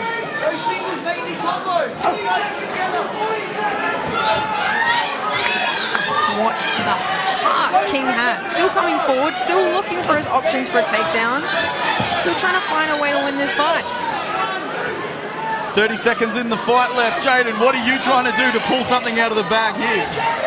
Flying triangle. I love the honesty. I love the honesty. A bit more elevation on that one. You could see the leg of King just lock out there. I mean, that goes to show that the muscle has just been proper tenderized, literally. There's got to be a lot of lactic and blood pumping through there at the moment. It's tight skin for sure. And it heads into the decision, and whoa. What a performance. There was just moments in the first round that became huge moments in the second round that became a landslide in that third round. Snow just showing the fight IQ and the pacing. It's exactly what we said before. It was kind of like pro fight. Absolutely. Like you said, it set the pretense. We knew that Snow had a plan behind this movement. He was gauging, he was feeling it out, he was setting his distance and just trying to land what he knew was successful. After he landed a few right hands, after he landed a few of those low kicks and kept that stiff jab, keeping King away from any takedowns, he knew he had it in the bag. Started opening up a lot more in round 2, and then round 3 was pretty much all she wrote. Look at the damage on King. We love to see it. Still a smile on his face, showing, like we said at the beginning, he's still a big, big fan of this sport. Yeah, and as the fight progressed, and Snow just was teeing off, it was almost like King got more gun shy, and you can't blame him. I mean, he had every reason to think about trying to get the takedown and head to the final bell, and he managed to do that, but it was a lopsided fight for Snow, and King with a fantastic heart. We really are in the nosebleeds right now. 100%. We've got some blood on the desk here, but it's all part of the job as we kick it to Mr. James O'Shea in the cage for the decision. All right, ladies and gentlemen, again, please put your hands together for both fighters here. Another great contest on our card here. This one brought to you with thanks to MMA Fight Store. We go to the judges' scorecards. All three judges scored about 30-27. Your winner by unanimous decision. And it goes to the blue corner, Damien Snow. And absolutely no surprises there. It's fantastic to see a guy who had a very difficult debut fight 2 weight classes up, shed some of that weight, look fantastic at a proper weight, and put on a show like that, really displaying what he is capable of. Definitely doesn't look uncomfortable at this weight. I think this might be him. He's got some great knowledge coming from Dylan the Villain. They've obviously worked on a few things that work perfectly for his style, and he's found his accent here in the cage tonight. 100%. And shout out to Beatdown Promotions for having that super lightweight division. There's a huge difference between lightweight and welterweight. 7 kilos, that's massive, especially as an amateur. Having that super lightweight division is huge. As we roll on to our next fight of the evening with Mr. James O'Shea. All right, ladies and gentlemen, let's bring the fighters out. Next bout here. This one brought to you by Debra Village Mates. And this one, we do it in the lightweight division. Let's bring out the 2 fighters. First of all, blue corner, this is Chris Morris. I'm the definition of half man, half drugs. Ask the clubs, bad boy, that's what's up. After bucks, crush crews after us. No games, we ain't laughing much. Nothing but big things. Check the hit list, how we twist shit. What changed with the name? We still here, you're rocking with the best. And Chris Morris now taking the cage from the Lions Den Academy. They are friends of the Beatdown Promotions gang and to the fans as well. Every single time they show up, they do so in force. I mean, last show, I think there was 4 fighters from the Lions Den coming into fight, and they have such a fantastic fight culture down there in Sydney. Absolutely. We know the Lions Den head coach is also the promoter of a show down there. These guys are super busy, super active, and basically producing a lot of the main talent coming out of Sydney and New South Wales. 100%, and he makes the trek here across the border and then some, taking the cage to take on Nick Morgan, but you might know him as Raj as he makes his entrance to the cage. And now, ladies and gentlemen, fighting out of the red corner, give it up, this is Nick Raj Morgan.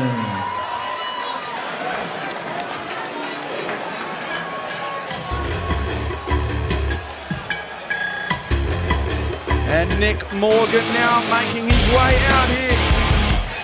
You might know him by Raj. He's a fan favourite fighting out of Team Compton Training Centre. And their fantastic striking style, which converts so readily to MMA competition. You can see Elliot there in his corner and his dad Steve. It's a fantastic base for fighters to train out of, and an interesting matchup here tonight as 2 very, very well-known gyms put their fighters to the test tonight. It's great to see how much the MMA scene in Australia is thriving at the moment. We've got so many fantastic gyms of high quality, high repertoires from the coaches.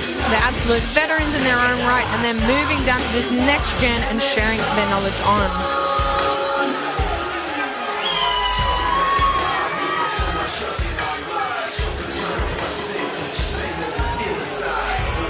All right, ladies and gentlemen, introducing you to this bout, this one in the lightweight division, and it's brought to you with thanks to Debra Village Mates. Introducing you to the 2 fighters. First of all, he stands across in the blue corner, weighed in officially 70.75 kilos.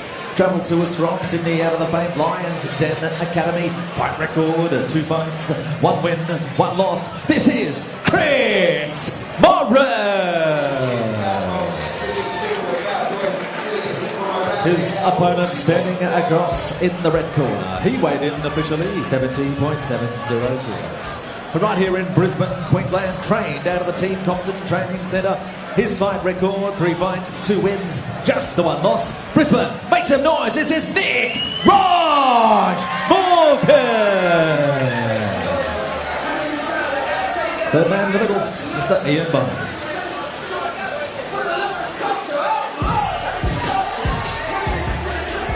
Fight number 5, brought to you by Debra Village Meats, providing North Brisbane with quality meats and dairy since 1919. Search Debra Village Meats on Google for more information. And the boys, before we could say boo, they are up against the cage.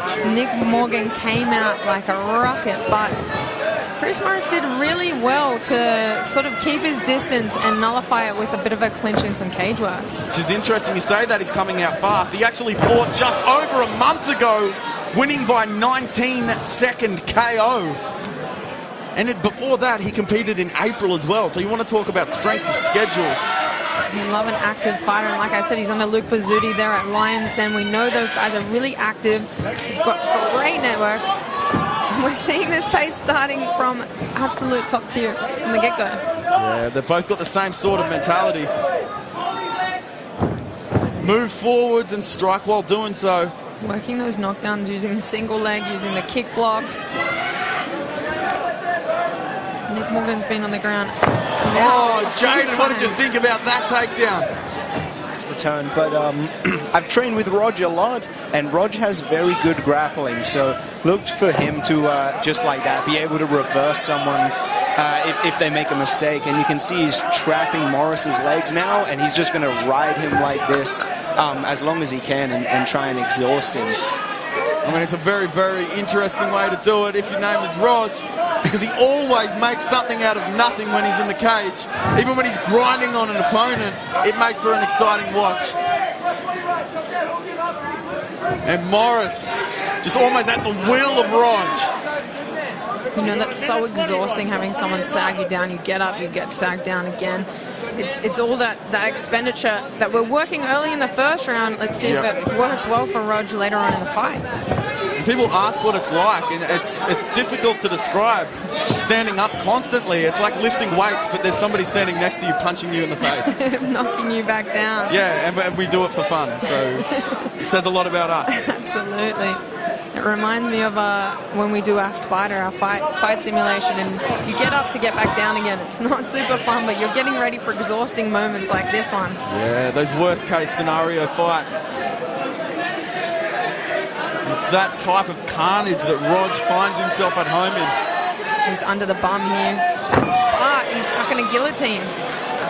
Yeah, it's an interesting one there. You'd almost want to be higher up on the back, wouldn't you, Jaden, to try and finish that arm in guillotine. He doesn't look like he's sold on it. Yeah, I think it's going to be hard for Morris to finish this one. This is probably going to play into Roger's game plan a bit, because it's like that. He's going to escape his head, and then he's going to look to ground and pound. And the premonition becomes true. He does exactly that in the closing stanza, and you got to think that was all Rog. Doing Rog things. Came out heavy from the get-go. We thought Chris was going to control the pace by keeping him at bay, but then he just got stuck into that grapple on the cage, and we know that's going to pay dividends in round two. Morris is showing he's trying to get another one of those 19-second KOs. Rog being able to grind on him and slow him down, take him into his space, his world. So this is Faith counting us down, ladies and gentlemen, showing your appreciation as she lets us know round two. It'll be very interesting to see what sort of changes they make in the corner to be able to adapt, because it was a pretty telling round. It was. What are you telling Chris Morris to do in the second round, Jaden? He needs to make sure that Rog does not get behind him. Otherwise, he's going to get pushed to the fence and ridden just for minutes. And then Rog will start to pull the pressure on once he knows that Morris is getting tired. Yeah, it's almost prevention's better than cure, isn't it? Once you get to those positions where you're getting just ground out, it's almost too late. You're trying to just build back up. It looks like Chris Morris was trying to work some of his own wrestling, but unfortunately, stuck in a bit of a bad position here. Oh, beautiful frame. Uses it to fend off Rog and turn him around. Nice sprawl from Chris Morris. Morris was electing to use a southpaw stance. I mean, I can't tell if he came out southpaw in the first round because he spent so much of it being grappled by Rog, but it's usually much harder to finish some of those takedowns, and Rog just says, no, actually, it proves me wrong. Gets very, very deep on one. And Chris Morris sort of accepting the takedown for hopefully a guillotine, but his hips are off center now. Looks like he could be trying to almost set up a bomb flu there, Jaden. Yeah, and there's grimacing. This looks tight. It's one of those dangers of holding on to something that you don't have, particularly the guillotine, and Rog just upgrades into the mount. Relentless ground and pound here. Chris Morris exposing his back, and it looks like Roger's going to capitalize on that. He's got one hook so far, working on his upper body control. Inching that arm under the chin. It looks like it's in danger. It is. It's under the chin. And there's the tap. I mean, Rog's just having his way with Morris, doing everything he wanted, getting everything he wanted in the fight. Fantastic work by Rog. He wore him down that first round and then waited for his moment in the second, snuck it round, and got what he wanted with the rear naked choke finish. 100%. I mean, you want to talk about an atypical Rog fight. It was exactly that.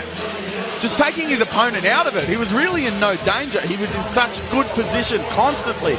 The guillotines were pretty much the only time he ever even had to think about defense. It was all moving forwards. And even then, when he got stuck in the guillotine, it almost looked like a bomb flew. As we can see, almost a submission. He forces Morris to give up the back. Slips the choke in, and that's all she wrote.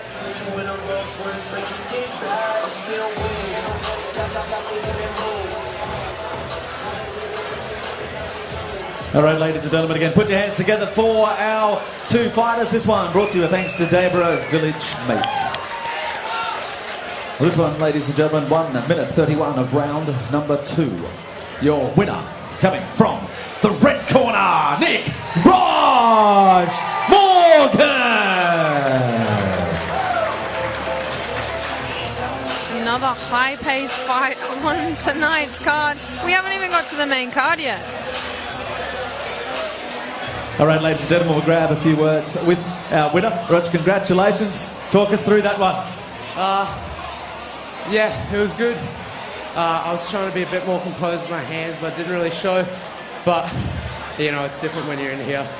I'm glad I got the finish, though. I had to show off some of the wrestling that Don's been showing me for ages. So, just huge thanks to everyone from Agogi, Team Compton, my parents for putting up with me with one of the stupidest decisions I think I've ever made to get in the cage. But, yeah, I've loved the journey, so it's been awesome. So, what's that, win number 3 for you now? What's next? You know, just back in the gym. Keep fighting. I need to be able to perform out here as I do in the gym. And as I said, it's a lot different out here. All the crowd, as good as they are, also bring a lot of pressure. But yeah, no, I'll be back for sure. You sort of touched on it before, but lastly, what's it like to walk into this arena and all these people that have come along to support you here tonight? Man, it's crazy. I understand how lucky I am to be able to fight on a promotion like this. It's so professional while I'm in my amateur career, so it's really awesome. They take care of us so well. So yeah, it's awesome. Congratulations. Put your hands together for him, ladies and gentlemen. Your winner, Nick Raj Morgan.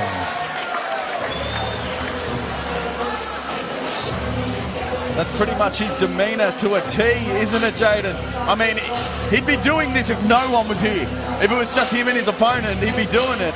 I mean, every weekday, he'd be training, even if it wasn't for a fight. This is just who he is and what he does. That is quintessential Rog. You cannot pull guard on the Rog. That needs to be on a T-shirt. That's fantastic. All right, ladies and gentlemen, moving on our card here tonight. This one, we do it in the welterweight division. And this one brought to you with thanks to Q State Electrical. Let's bring out the two fighters. First of all, fighting out of the blue corner, this is Stephen McCarr.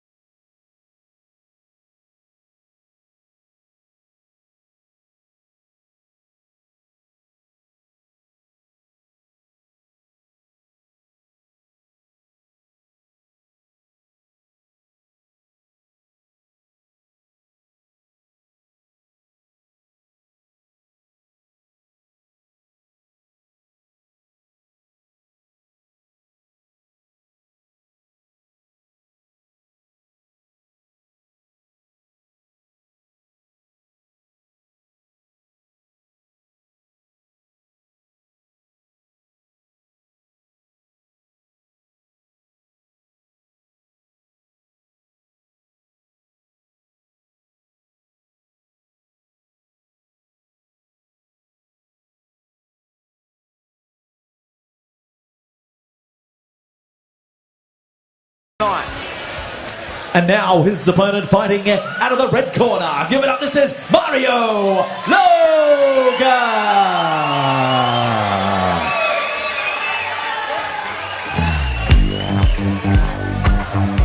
And you can hear the reception for Mario Loga, fighting out of Base Training Centre in Brisbane. He's 1-0 with 1 KO. Here comes the African hand grenade. His brother fighting later on tonight in the main event. He considers Paulie his brother, his best mate, and that's fantastic to see both of them absolutely going to work.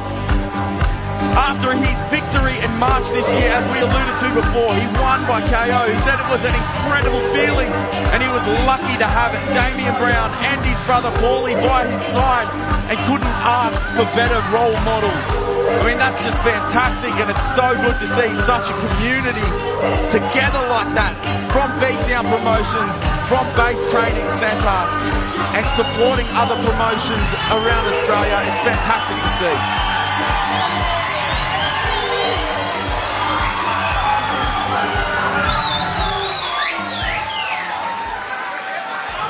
All right, ladies and gentlemen, introducing you to the two fighters that have arrived in the cage. This one brought to you with thanks to Q State Electrical.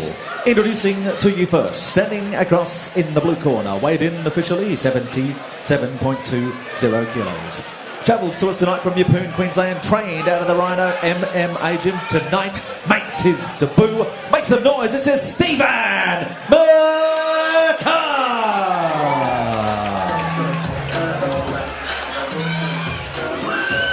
And standing across in the red corner, he weighed in officially 77.30 kilos. From Brisbane, Queensland, he's trained out of the Base Training Centre. 1 fight, 1 win. Brisbane, give it up, makes a noise. This is Mario Loga. Third man in the middle, Mr. Peter Hitmark. This, our 6th fight of the evening, is brought to you by Q State Electrical, your one-stop shop for residential and commercial electrical. No job is too big or too small. Head to qstateelectrical.com.au to get in contact with the team. And I don't know if you noticed, but I turned my PA volume down because the crowd was going to be deafening in my microphone. Fantastic double by Loga early in the round. That is exactly why I knew that one of the Loga boys comes out and does what Loga boys do. This crowd was going to erupt. We talk about our chaos and crazy addicted to this sport, but at the same time you get beautiful moments like this where you get to share the cage with your brother on the same night. These boys are living it up. In a really dominant position there, Jaden. It looks like he's trying to isolate an arm there for a moment. How difficult or good is it having the underhook on that near side? It makes it pretty interesting. Yeah, he's got a great pin, and clearly Mario is extremely strong, so it's going to be very difficult to get up, whether it's a near side or far side underhook for Stephen here. He's pretty much just getting ground into the canvas here, isn't he? Very, very difficult position to be in your debut. Finding yourself here, like over the first minute, sorry. You've got your coach right in your corner there if you're Loga. Fantastic position to be around the cage. He's not being too overzealous here. He's working to make sure he's got his position, he's controlling the upper body, and trying to find a way for some of these ground and pound shots. And there's Loga just whipping those shots. I mean, he throws them like he's on his feet. Great posture. And McCarg almost doing anything to just isolate one of those arms so it's not flying through the air at his head. He's exposed his back. We just saw this in the last fight. Hopefully it doesn't finish the same for McCarg. Oh, and straight back into mount. And Loga going back to work. It's almost pick your poison. Huge shots. McCarg is not defending himself. Explodes to try and keep himself in the fight. Big energy from the crowd here, and that's all she wrote by Peter Hickman. Calls it off. Can hardly hear ourselves speak behind this crowd. We know Loga is a crowd favourite, and a big ups to McCarg for taking this fight on short notice. and up against a formidable opponent like Mario. Oh, it's unbelievable. And coming from a guy who said he only intends on fighting for a year and then he wants to call it quits and train forever just because he loves it. And you know what you get when you want to just fight for a year? You get a guy who loves a brawl. He just wants to get in there, entertain, and get knockouts. It's the only thing he wants from it. It's the only thing we've got from him so far. Making the most of every moment, and he really did that tonight. First round is all he needed. He worked each position. He had great transitions from the mount to the back to the mount again. Kept control, kept composure, and finished it where he wanted to. Yeah, and showing fantastic sportsmanship there. You can't do it without your opponent, so it's great to see McCarb step up and offer Mario that. Yeah, absolutely, especially taking that one on short notice. McCarg more than willing to train on the feet, but when it got to the ground, it was a completely different story. It was the African hand grenade, just throwing those bombs. As we kick it to James O'Shea for the official decision. All right, ladies and gentlemen, again, please give it up for both fighters and a great contest we're seeing again here on Beatdown Promotions. This one brought to you with thanks to Q State Electrical. 2 minutes 8 of round number 1. Your winner by TKO, coming from the red corner, Mario Loga.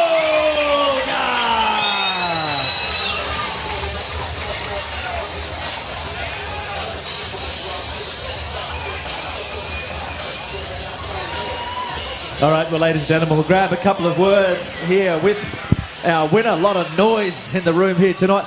Well, Mario, you didn't get paid for overtime, got the job done quick, round 1, another stoppage victory. That's right.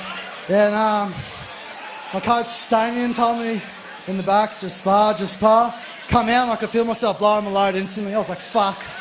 So I shot the double and just listened to all three of them really, yeah, that was it. So, talk us through the atmosphere here in the room tonight for you. What did you feel when you walked into the cage? Man, I was cool in the back and then I was down there and I was like, fuck, what am I doing? And then when the music came on, man, feel good. The show's unreal. So cool to be able to fight on a show like this for your second fight. Fucking gangster. I'll tell you what, for everyone here tonight, it looks like you know what you're doing, but just talk us through that stoppage. Once you sensed an opportunity, you went for it. We just started slanging and banging. I said, fuck it, I could see. So I shot and then felt pretty comfortable. I thought, yeah, it'll be sweet on the ground. I just want to say thanks to my fucking beautiful wife up there. She's put up with me all camp. My teammates, all my mates have come here to supported. Damien, the coaches, everyone. I fucking love you all. Thank you for coming out. Cheers. Last one for you, Mario. Big night tonight for the family. You've got the party started, and we've got the main course coming up. Yeah, Paulie, me taking that fucking 2,500 upstairs. Let's go! Put your hands together for him, ladies and gentlemen. Oh, man, I love it. I think that speech was longer than his whole fight. And he had the same energy. He kept that energy going. It's giving Derek Lewis, and I love to see it, to be honest. I'm absolutely here for it. Oh, I love it. Oh, Mr. Mario Loga just doing it for the culture. That was fantastic. I mean, he makes no bones about what he is, what he does, and how he gets the job done. And he has another short night at the office here tonight.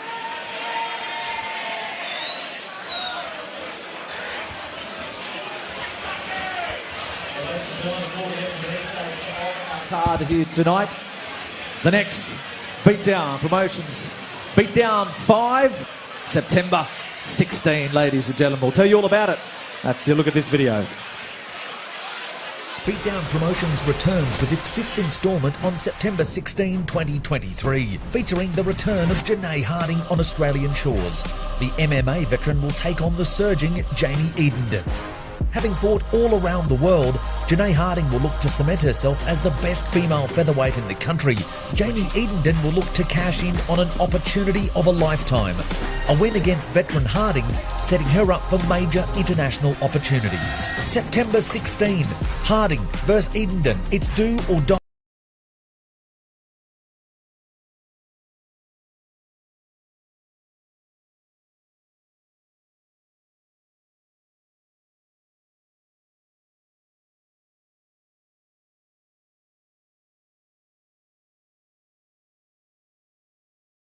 my way back to Queensland for the first time in over 5 years. I'm so excited to fight at home and put on a big show on this fantastic promotion of Damien's. We've seen you fighting all over the globe, of course, recently with Bellator. What was the lure or the opportunity to come back here and do it on this card on September? Well, honestly, it was Damien. I trust the man. We've seen each other earlier in my career. I know that he knows what he's doing. I couldn't think of a better place to come back and return to Australia, have my friends and family here for the first time in a very long time, be around the corner from places that I know, familiar with the streets, and back to put on another show. So it must mean a lot to you to be back here on these shores and to get this opportunity. It's been something that as much as I've loved fighting on the international scene, you miss fighting at home. You miss having your friends and family here and being able to stroll out of the venue and hang out with everyone. I've just recently fought in Dublin, Hawaii, San Jose, all sorts of things, and it's kind of lonely over there. So let's put on a show and show why Australia has the best crowds in the world. And we've heard you in commentary tonight for those that have been tuning in, and you spoke about it. What a time to come back and be a part of this scene. The sport is surging in this country. Absolutely. It's so exciting to see so many great gyms, so many great promoters, and everyone working together to just build this sport that we know and love, and it's thriving at the moment. Now, enough of the nostalgia. You've got a tough fight. September 16, Jamie Eden, we saw star on the last Beatdown show, so you've got a tough opponent to come back to. Absolutely. Jamie's been super active recently. I've had the pleasure of being able to watch a few of her outings. I've been at a fight against Gina twice, obviously, which is great, and a couple of other people. So I'm excited to see what this kind of pressure does to her and what kind of version of Jamie Eden and I get on September 16th. But let me guess, you'll get the best Hollow Point Harding come the 16th? You can tell her that much. I'm super excited to go back to CKB, work with the guys. You've just been fantastic so far, and I know we've got a few things in the works, and I'll be ready as ever. We can't wait, ladies and gentlemen. Put your hands together for us. Janae Hollow Point Harding, so as an international star, she's back, and she will headline our next Beatdown card, ladies and gentlemen. So on the 16th, tickets are available now. Go to beatdownpromotions.com.au. So tickets available for that show right now.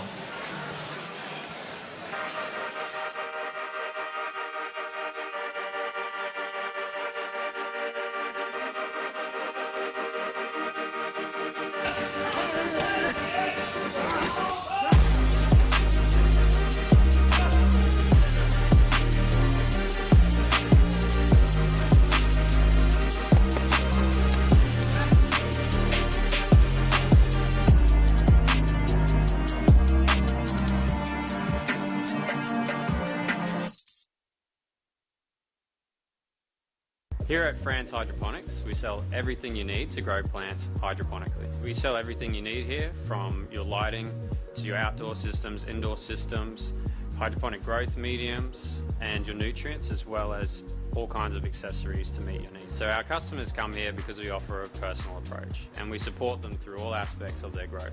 We take the guesswork out of hydroponics. Whether you're a new grower or an existing grower, we have everything that you need here. You can find Fran's Hydroponics in Kalanga in North Brisbane.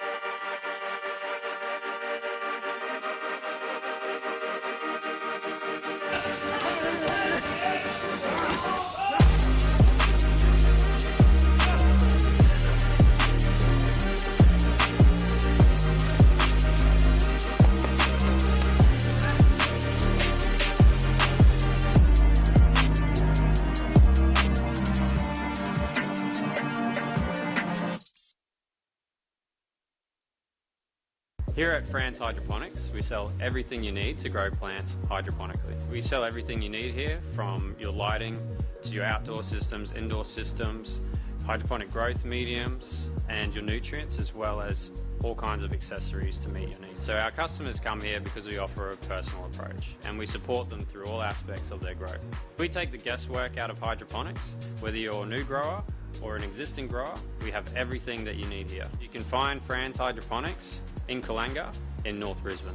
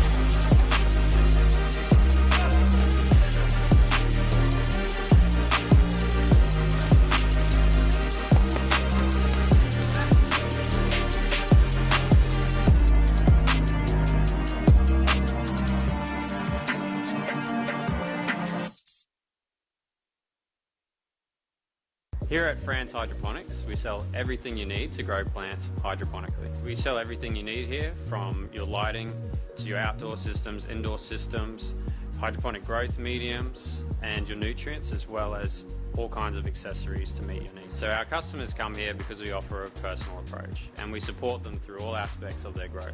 We take the guesswork out of hydroponics. Whether you're a new grower or an existing grower, we have everything that you need here. You can find France Hydroponics in Kalanga in North Brisbane.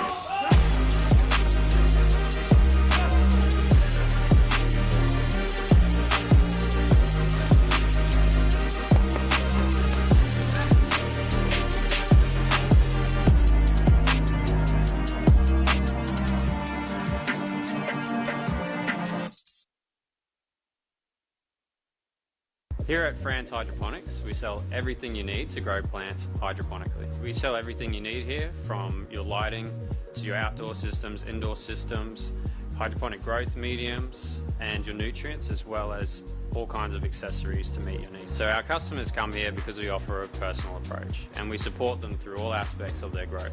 We take the guesswork out of hydroponics. Whether you're a new grower or an existing grower, we have everything that you need here. You can find Fran's Hydroponics in Kalanga in North Brisbane.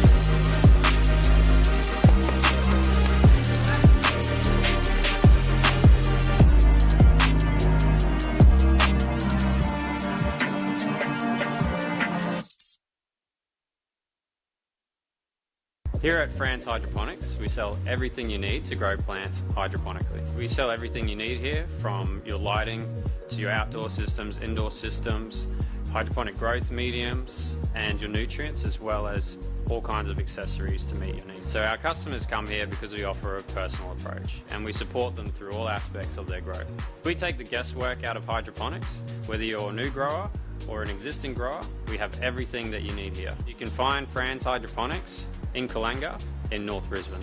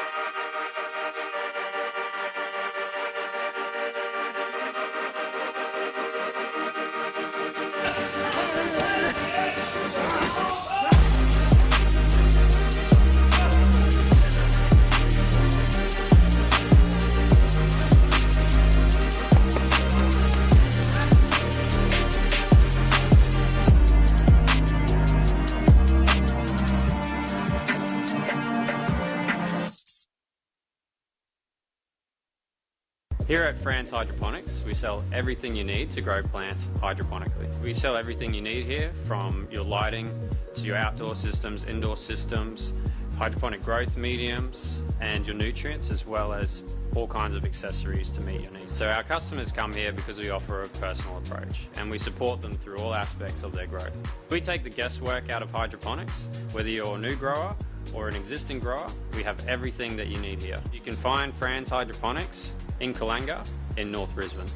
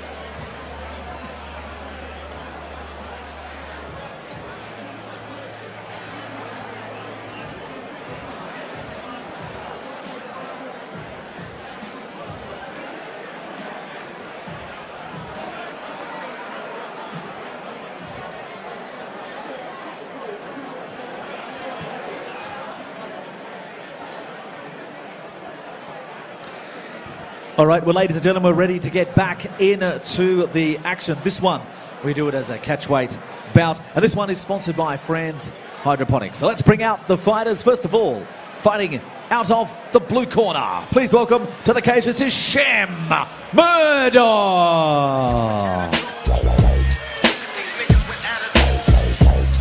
Shem Money Murdoch fighting out of Hammerhead Gym in Dunedin, New Zealand. I mean, you want to talk about a record that belies his actual experience and his abilities. That is a guy like Shem. I mean, 1-6 record, but you talk about guys like Brad Riddell. I mean, and Aaron Tao as well. These guys that he's gone in the cage with, as well as his Muay Thai experience.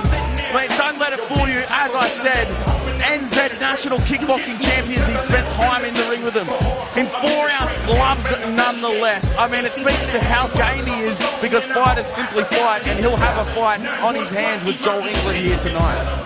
Absolutely, and he comes from a fantastic gym down in the 03 under Matt Tower. Hammerhead has had a lot of success. Obviously, one of the most successful gyms, CKB.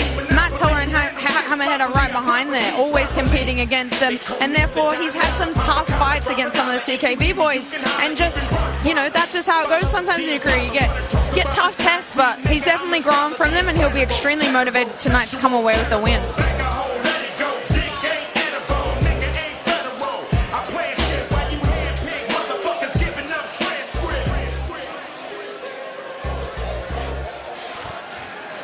And now his opponent making his way to the cage, fighting out of the red corner. This is Joel England.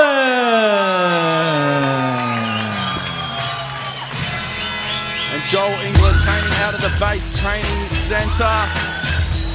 He's got an 0-1 record, but there is a caveat. He was 1-0 as an amateur after 10 years of training and participated in an absolute war at Beatdown Promotions' very first show. He was looking to go 1-0 as a pro, however, on the last beatdown was stopped by a strike and subjected to a cut spray literally over us at the commentary table. It was everywhere. You could smell it. I mean, even Elliot Compton, Muay Thai fighter, was a little bit grossed out with the amount of leakage that was going on. But it speaks to the heart of this man. It was meant to be a one-and-done fight. I felt he had at least one more in him, and that's proven true here tonight. He throws big right hands, big pressure, and big heart. I mean, his coach Damian Brown would be proud of all of the above. And we're going to see if he can get that pro fight and perhaps that pro win and ride off into the sunset here tonight. He hasn't had a lot of cage experience, but nonetheless, you've noticed that he's one of the gym enforcers. He kind of helps you mind your P's and Q's, and therefore you'll see all that experience come out in the cage, even though his record doesn't show that. It'll be extremely exciting to see what he does after coming away with the loss on the last one and how he improves from that last performance. And for our 7th fight of the evening, we kick it over to James O'Shea. All right, ladies and gentlemen, let's introduce you to this one. This one brought to you with thanks to Franz Hydroponics. Introducing to you first, across in the blue corner, weighed in officially 68.3 kilos. Travels to us tonight from Dunedin, New Zealand. 6 fights, 1 win. Give it up, this is Shem Money Murdoch!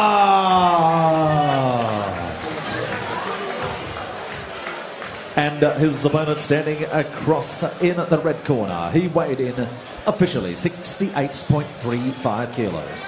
From Brisbane, the River City, Queensland, trained out of the base training centre tonight. Steps into the cage for fight number 2, looking for win number 1. Brisbane, give it up, make some noise. This is Joel England!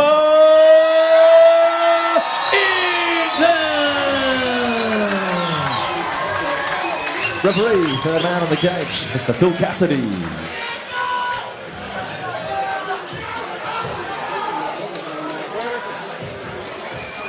Fight number 7 on our card is brought to you by Franz Hydroponics. See the team at Franz Hydroponics to set up your garden for success. Their friendly experts will guide you every step of the way. Head to franzhydroponics.com.au for more information. And Joel Papa just being the big daddy already, throwing strikes, making it known where he wants to take the fight. We can tell England definitely wants to turn this record around and make sure that he comes out successful tonight. He's coming out guns blazing, but Murdoch's being able to nullify it a little bit and pop off some of his own shots, to be honest. Yeah, Shem Murdoch on the back foot. Damian Brown giving a word of advice in this position. The cage is an underused and undervalued space to be. A lot of fights end up here, and it's something that a lot of gyms are now working on even more so, with a bit of focus on control and striking. Joel England fighting tooth and nail to try and stand up here. Shem Murdoch manages to get him down. And if I didn't know any better, I'd say Joel has about 15 cornermen in here tonight. The contingency come out to support him is fantastic. Shem Murdoch putting some pieces together, went for a takedown, but then went straight up and abandoned that for some strikes. And it is a professional fight. That's why you can see these boys throwing those elbows. And you'll notice that they are 5-minute rounds as well. Shem Murdoch now looking to get the takedown. They haven't moved to the pros, but at the same time, these boys aren't pacing themselves. They're out to leave it all in the cage tonight. Still showing fantastic fight IQ. And there's the enforcer, Janae. He's moving, head down, wailing. These boys want to finish it in the first round. We don't get paid overtime, so let's get it done in one. Shem almost looking for a trip there, Jaden. He couldn't quite get it. He didn't have the angle. And he leaves England to do what he does best. Oh, Joel England just left, right. And Shem more than willing to oblige him. Looks like he may have been hurt there. You and I were talking earlier about this fight. We knew it was going to be fireworks. We're definitely not disappointed thus far. Oh, both men just something to prove, you know, super motivated, wanting to finish it. Oh, 100%, and fantastic timing on that takedown.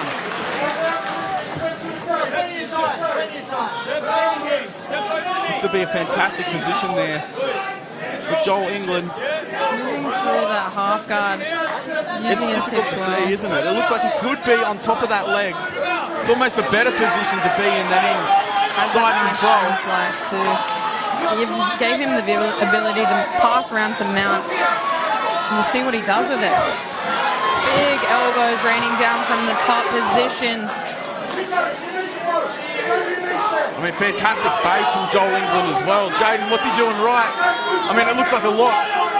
Yeah, it looks to me like he's trying to set up an arm triangle. Yeah, he's locking his hands, and he's probably going to look to start dismounting or just finish it from the mount. I mean, Shem not really defending. It looked like his hand was just there for show. He might have meant out. Joel England gets the storybook finish. Literally as he finishes the fight. Oh, look at the emotion. It's palpable. Incredible. I mean, what a photo opportunity. An outpour of emotion from the man himself, from the crowd. And obviously commiserations to Shem Murdoch, but an insanely fun fight. And a touching visage in front of us as Joel embraces the missus. It's fantastic. Through the cage again, we get to experience these crazy moments that MMA offer. The glory and the juxtaposition of the unfortunate disappointment. But at the same time, that's how this game goes. That's why it's so addictive. That's exactly right. That's why we love it so much.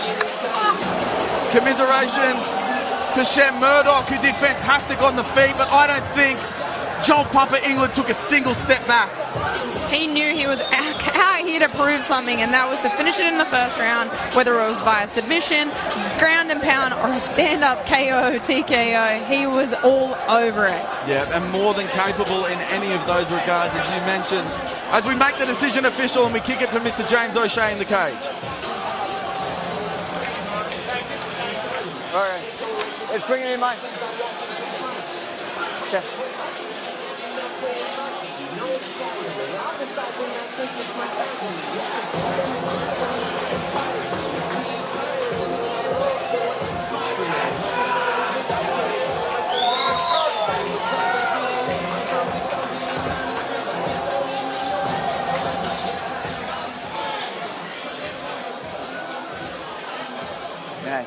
Take a breath, boys. Got a head you for a second there. Yeah, had me seeing stars for a bit, bro. Like about? I mean, nowadays. Yeah. had your hand under his leg, and it was open. It was there, and I'm just waiting for the tap. I went out, and I came. Yeah. No, it was there, and then it went. All right, ladies and gentlemen, we'll get set to make this one official. Put your hands together for the two fighters here. This one brought to you with thanks to Fran's Hydroponics. Ladies and gentlemen, 3 minutes 16 of round number 1. Your winner by submission comes from the red corner, Joel Papa England. You want to talk about the thrill and the agony? We can see it here displayed in the cage tonight. Obviously, the agony of Shem Murdoch and the elation of Joel England, who's with James O'Shea in the cage. All right, ladies and gentlemen, we'll get a few words with our winner. Emotion charged scenes. Joel, what does this moment right here, right now mean to you? Very hard to put into words. I've got a crap load of people to thank. It took me 3 shots to get on this mic, and I know Damon said you don't take too long, but I'm sorry. I'm doing this. All right. First and foremost, I want to thank my parents. I'm lucky enough to have 6 parents that made me the man I am today. Second, I want to thank my lovely wife. She gave me 1 year to fulfill a dream, to get a pro win, to get an amateur win. I just snuck into retirement and a loss in there. I'd like to thank all my past coaches, all my past teams, everyone else. And most importantly, I want to thank my man Aaron. He's been helping me fix up those hands. Granted, they weren't that great tonight, but much better. Thank you, Georgia. Georgia, Vinny, Mitch, every coach at base, and the one and truly Damien Brown. We all love you, brother. You are absolute awesome. You run the best fight show in Brisbane. Everyone is stacked in here. 4 sold-out shows. What else could you ask for? And thanks to all my training partners. You know who you are. I can't name you all. I love you all. But I'll finish out this. I did it for the dads at base. I did it for the boys at base. But most importantly, I finish it for me. Well, there you go, ladies and gentlemen. I think he's said it all. Put your hands together, give them, ladies and gentlemen. This is Joel Papa England.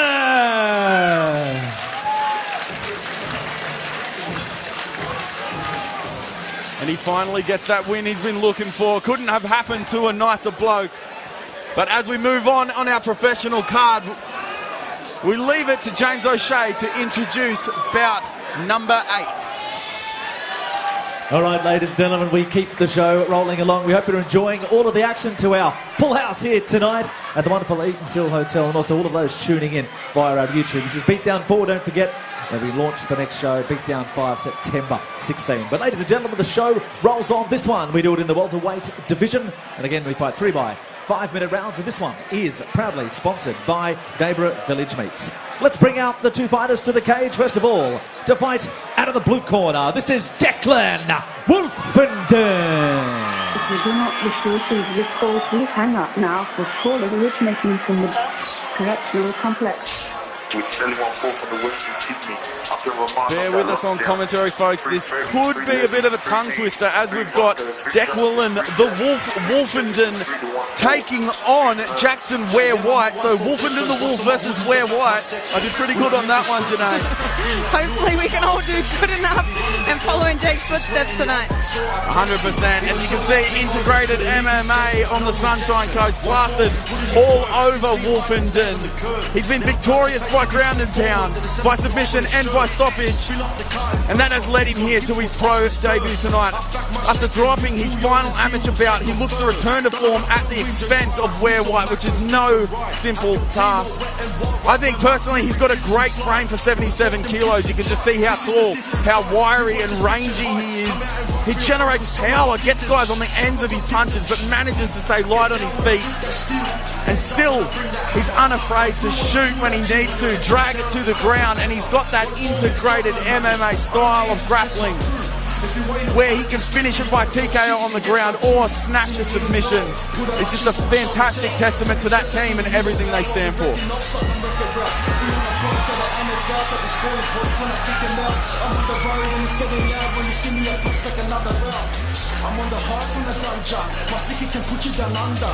These ups are broken, I affiliate. And now his opponent fighting out of the red corner. This is Jackson. We are White. All right.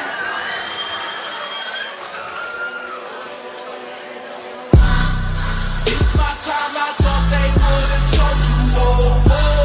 Fighting out of in tandem, Cardew Martial Arts in Ipswich and Team Compton Training Centre is We're White. He's previously fought at middleweight. He's fighting here at welterweight tonight, and he looks all the better for it. A 3-4 record, despite his record being spotty as an amateur. I feel he got some of the early stage experience out of the way. I mean, taking a 5-round amateur fight, getting out-grappled, getting controlled by men. I mean, having success of his own landing big shots and having them land against him. These are the types of things that you want to get done in your amateur fight so that they don't happen when you make your pro debut. It just makes for a fantastic launch pad, Janae, getting into your pro debut. Absolutely. 7 amateur fights under his belt will give him all the cage time and experience he needs to be a little bit more present in this pro debut. It'll be interesting to see how he uses all of those adversities, like you said, and changes them into adjustments and betters his performance tonight.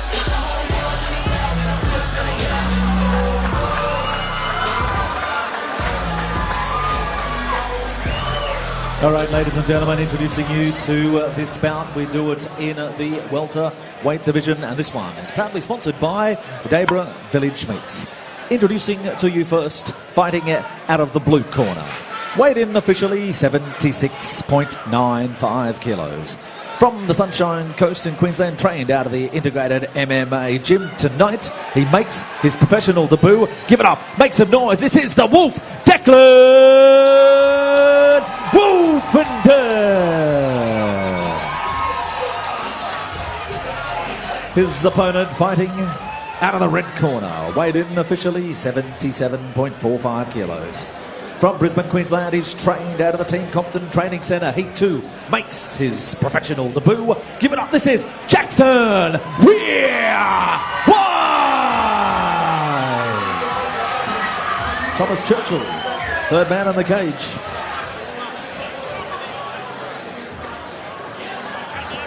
This fight brought to you by Debra Village Meats, providing North Brisbane with quality meats and dairy since 1919. Search Debra Village Meats on Google for more information.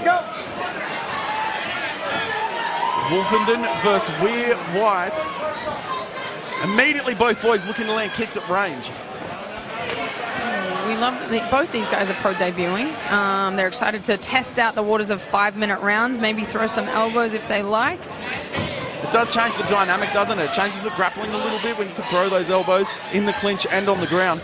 Absolutely. It's one of those things, though, sometimes when you do have your pro debut, you almost forget that you got them to use. So we'll see if they do utilize them within here. But it looks like both boys are off to a great start with kicks, some teeps and some low leg kicks. Wolfenden switching stances when it seems appropriate. Great drawback from Wolfenden, changing into that orthodox.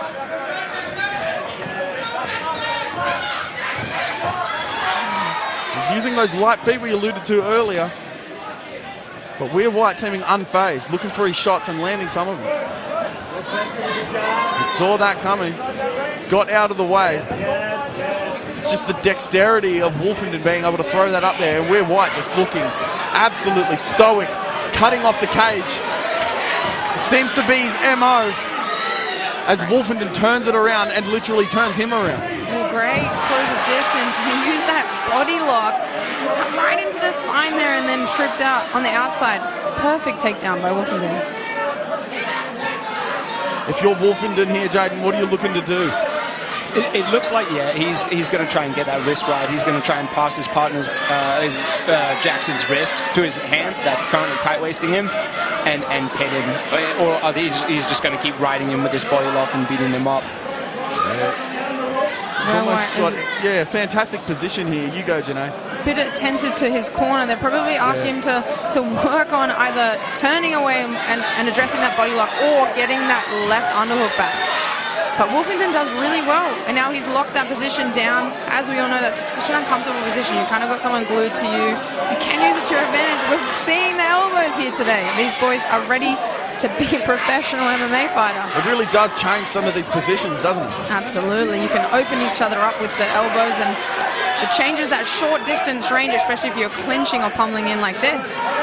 It really looks to be something that Weir White has trained coming into this fight. It's almost natural to him. Weir White definitely is using that head control on the cage. He's been here before. And using the overhook, switching it out to elbow. I love that. Wasn't successful getting the underhooks.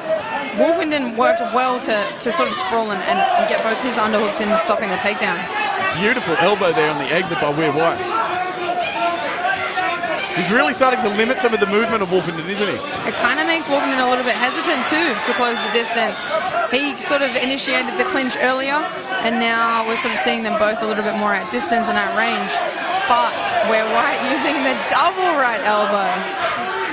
I like that from Wolfenden. He's almost letting Weir White go first too much. Yeah. If you want to maintain that range and you want movement, you do have to go. You've got to keep him off you. Now you're hesitant and you're allowing the other person to accept the tempo and move in and close distance when he wants to. That seems to be the vibe. Wolfenden almost becoming second fiddle in the fight. Weir White looking to take the driver's seat, and he's doing exactly that. Another clean elbow over the top there. I mean, any time they're getting even close to each other, those elbows are just flaring out. You would have thought Weir White has thrown elbows in the past. Maybe he's had a few Muay Thai fights or throwing these bad boys in sparring because he knows how to use them.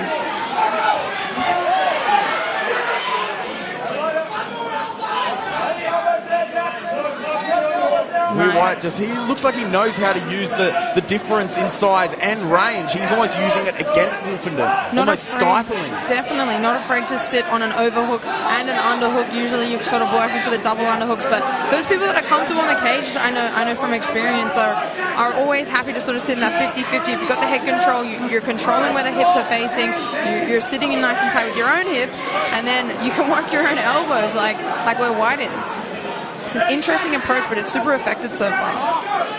Weir White, Jaden, just going to work and pummeling. It's such a crucial thing, but often misunderstood, isn't it? I can confirm he trains a lot of elbows. I've been on the receiving end many a time in the last few weeks.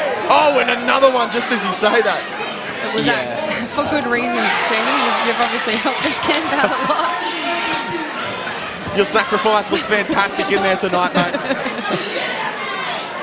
Oh, and just buttery. He just slithers that underhook in and manages to maintain the position at the end of the round.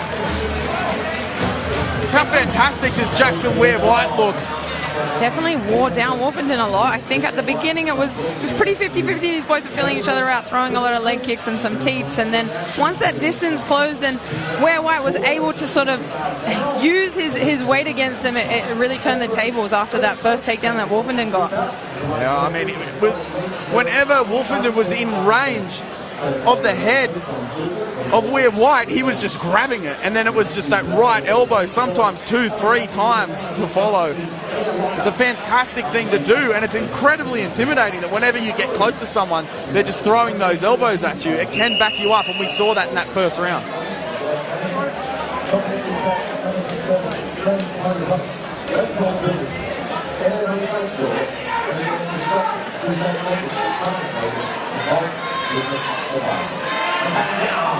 This is round 2.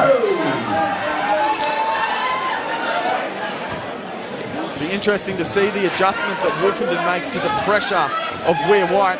Just trying to find a home for that lead elbow now, straight off the get-go. Using it as a frame as well, which is really cool. Weir White just so onto it. It's almost instinctual, just digging in for those underhooks. He got one on the shot, he got another one moments later. Wolfenden doing his best to get one back. Back to head control in a 50-50 position, but super comfortable here. He's able to pop off some knees and then maybe work the elbows on the break. Almost a gentleman's agreement to break there. Oh, calf kick's going to wear on Wolfenden. Oh, beautiful tie palm with the knee to follow. That hop in, almost that fake hopping in, faking the teep of where White is fantastic, and it just goes to show that he's really in the head of Wolfenden. He can just come forwards, and Wolfenden almost goes into a defensive sort of posture and reaction to it. Absolutely. The looks that we're seeing now, Wolfenden has sort of abandoned for the last couple of minutes of the fight, even though he was having a lot of success earlier on in round one. He kind of needs to go back to that to turn the pace around or even up these strikes. Those counter kicks were good while they lasted. It looks like Weir White grabbed one of them, but Wolfenden looking to impose himself on the cage here, Jaden. What do you make of it? He's doing a good job, but Jackson is pretty sophisticated on the fence. I know from experience, we train on the fence extensively. I think it's going to be hard for Wolfenden to find a way to get Jackson down on the fence. Jackson's always going to end up eventually reversing him, and then this is going to happen. I mean, he looks fantastic. He's got that lower base because he does have those lower hips, and Wolfenden doing everything he can just to get to a position where he can break. Oh, perfectly timed there. How's the fight IQ dropping under, and Wolfenden again able to snake those underhooks in and get him off. But Weir White, just the absolute visage of just tenacity, turning it back on again. He's not afraid to stand and bang, but he uses those strikes to set up his entries, which is fantastic. He knows where he wants to be, and he's making sure all of his assets go towards that game plan. It becomes a full game plan. You sort of just nailed it there. It becomes a full game plan. It's not just clinching. It's not just hitting those shots. It's not the elbows either. It's just a pressure game, and it is winning him the fight. You can tell that the gas tanks are different at the moment. You could tell at the start of round two. Wolfenden came out a little bit less pop.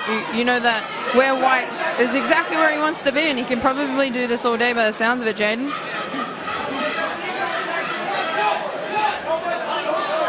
Jaden might be feeling some of those elbows still. Emotional damage. It's fantastic, isn't it? And the head control has been such a story of the fight as well. Weir White able to just dig that forehead underneath the head. Beautiful right elbow on the chin of Wolfenden. Talked about this earlier of the underuse of the clinch, and again, here is having such success going from the pummel to the Thai plum. And it's the clinch breaks. Yeah, it's the clinch breaks. How often in MMA do you see the knockout on the break? Oh, yes, he just used a beautiful left elbow to enter into an underhook. I know we were working that for my last camp, and it was something that's really hard to master, and sort of something that doesn't come as instinctual as you would expect, especially for grapplers. But here he's combining that sort of Thai style with grappling, and it's working perfectly for him. I mean, it's what makes MMA such a different martial art, doesn't it? It is the blending of those styles. And finding different ways how to do it, and this seems really innovative. It's fantastic, isn't it? I mean, you want to talk about a guy who's ready to make his pro debut. He's standing right in front of us. Wolfenden has an iron shin to the eating those elbows. And a huge one, right as you said that.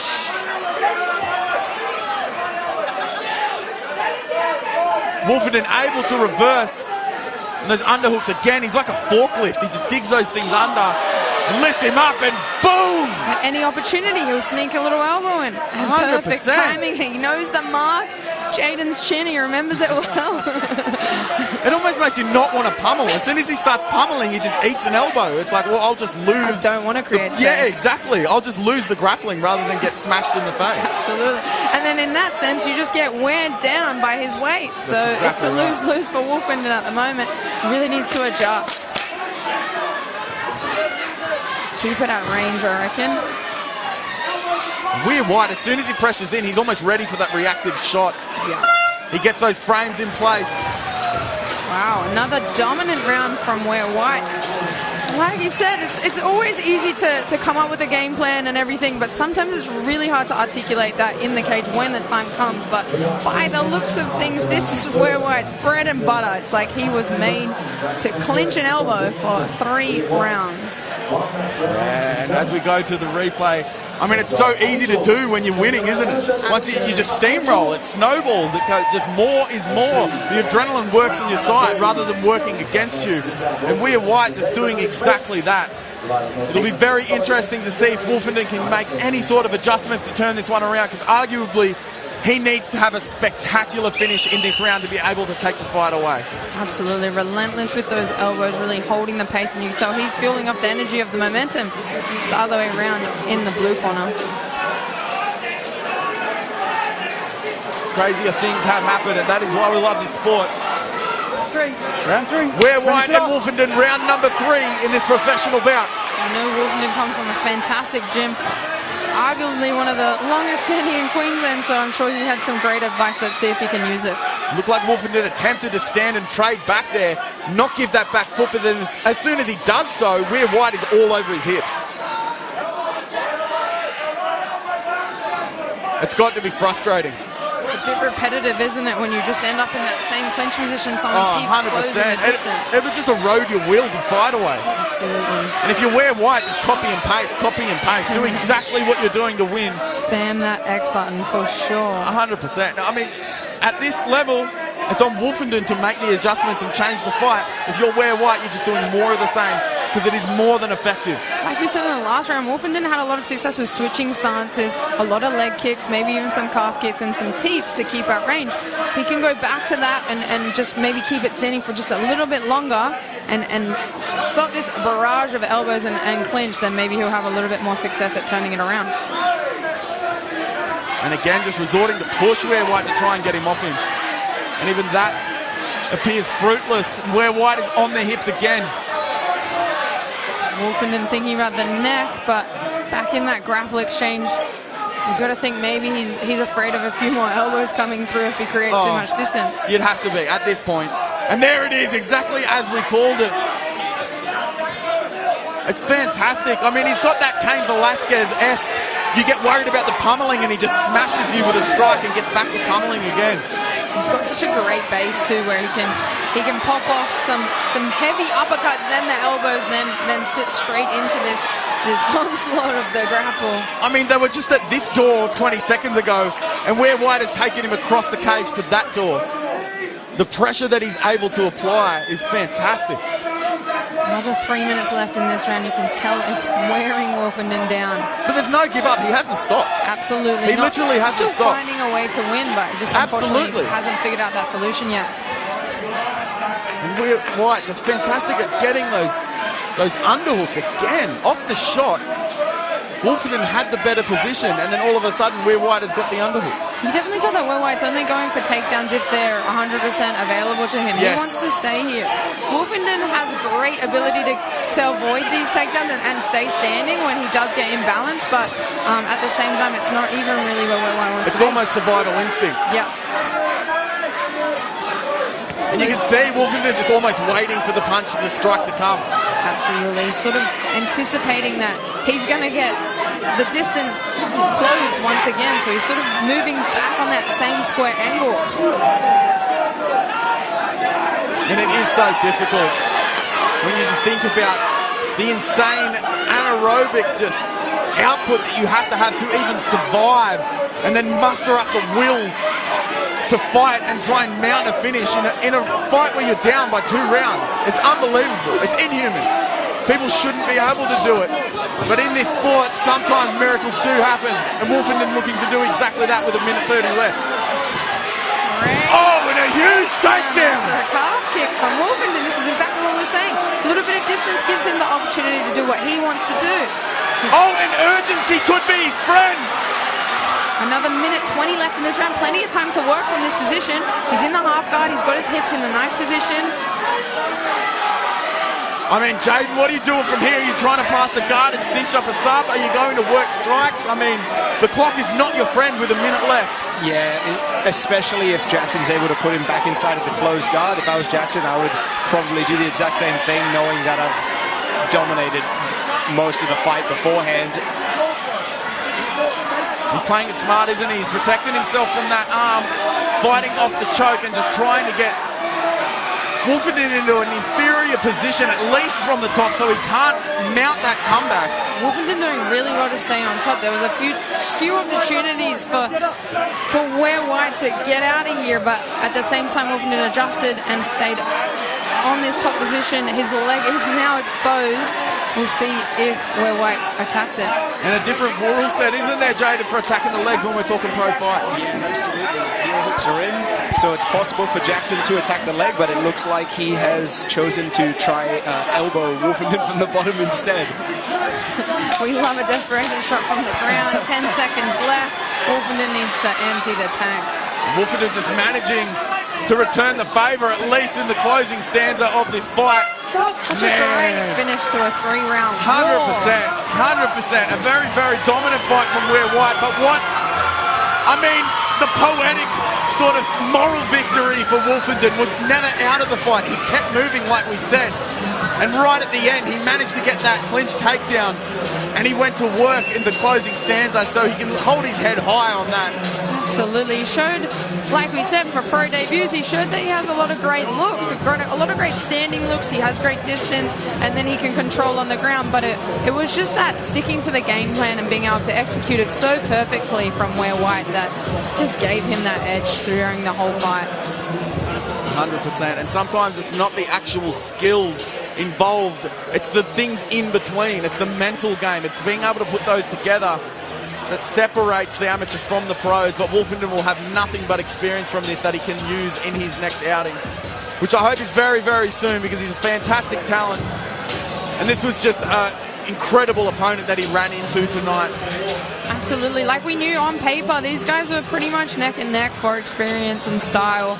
We knew this was going to be a barn burner, both pro debuting, and someone has to unfortunately come out with the L, but both coming out with a ton of experience either way.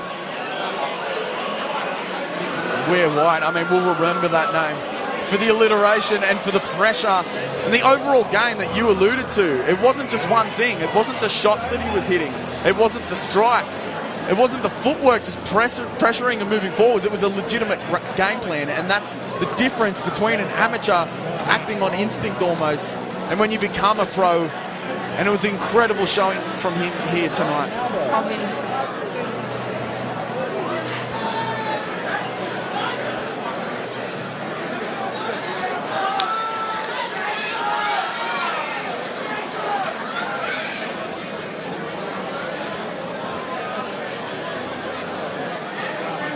Bear with us for a moment, folks. Having some technical difficulties.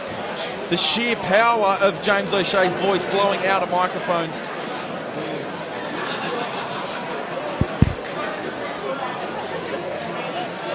All right, ladies and gentlemen, put your hands together for both of our fighters. What a great fight that one was. Brought to you thanks to Daybra Village Meats. We go to the judges' scorecards. The first judge saw the fight 29-28. And our second card scored the contest 30-27. And our third judge adjudged the contest 29-28. All to your winner by unanimous decision. And it goes to the red corner, Jackson Ware White.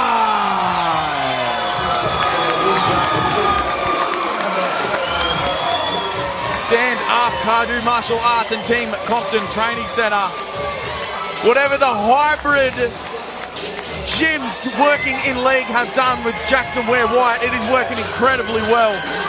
Absolutely. I was going to say, allude to the two great teams that he has in Ipswich and in Team Compton. I want to know who came up with this game plan. Back to James. All right, ladies and gentlemen, we'll grab a few words with our winner. Pretty pumped up in here. What's that one mean to you? Man, that's amazing. That's a lot of hard work, blood, sweat and tears going into the last camp.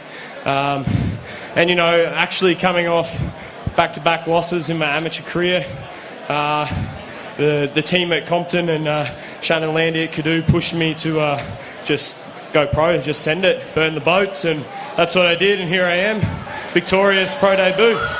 And what a way to do it. The team in commentary were talking about just an exceptional fight plan for yourself. Did it play out how the team planned it would tonight? Was that how the plan was meant to go? Yeah, it went exactly to plan. We were looking to engage with those short-range shots and the elbows. I know Declan's a really tough competitor and he's very formidable on the ground, so we tried to avoid that as best as possible, and it worked. So, yeah, credit to the team around me for that. And last but not least, the atmosphere in here, amazing. What's it mean to you, all these people here that have come along to cheer for you tonight?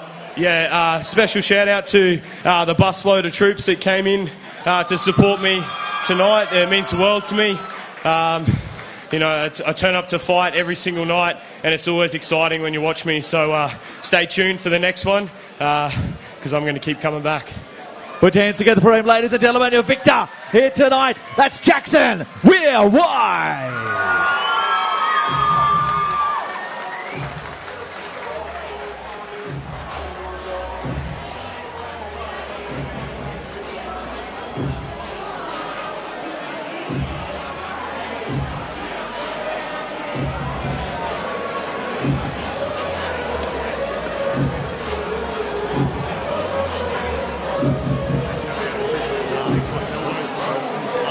All right, ladies and gentlemen, we move on to the next bout on our card here tonight. This time we do it in the middleweight division. This one brought to you with thanks to Lenco Building Systems. Let's bring out the fighters. First of all, fighting out of the blue corner, this is Alfred Stoddard.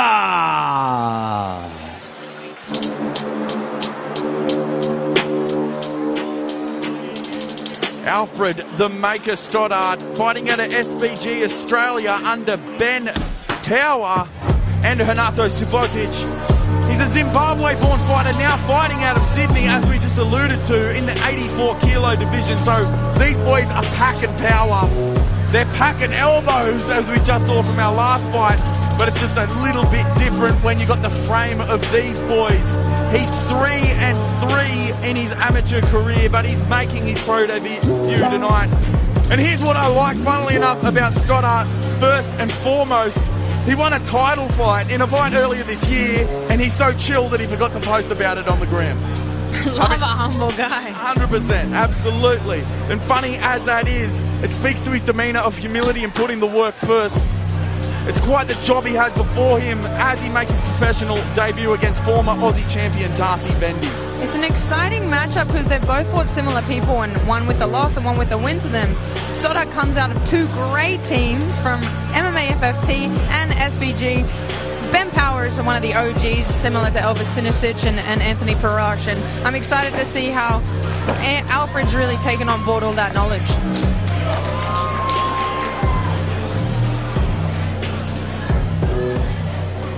And now his opponent fighting out of the red corner. This is Darcy Bendy.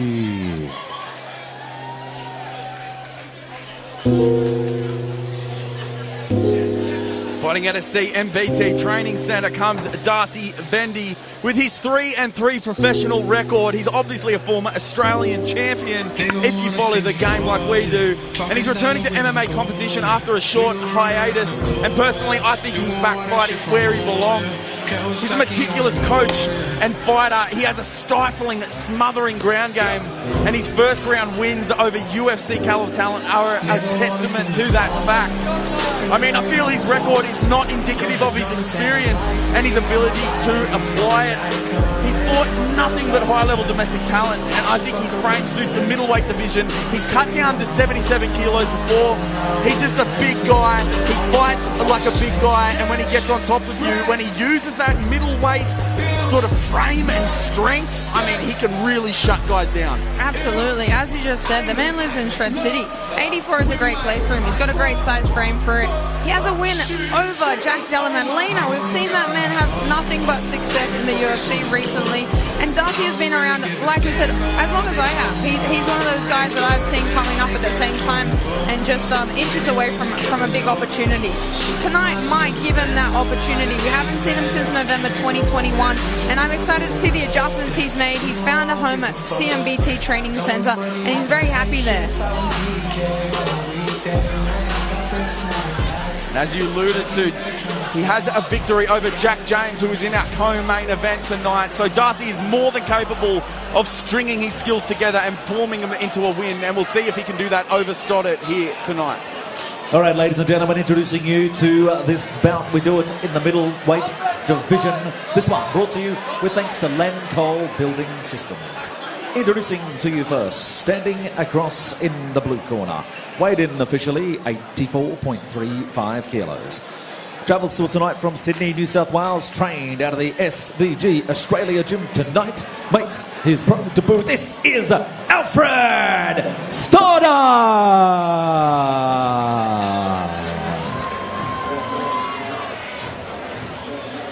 And his opponent standing across in the red corner. He weighed in officially 85.2 kilos.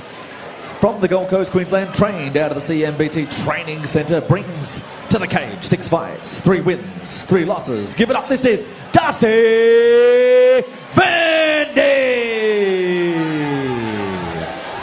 Third man in the cage, Mr. Peter Hickmott.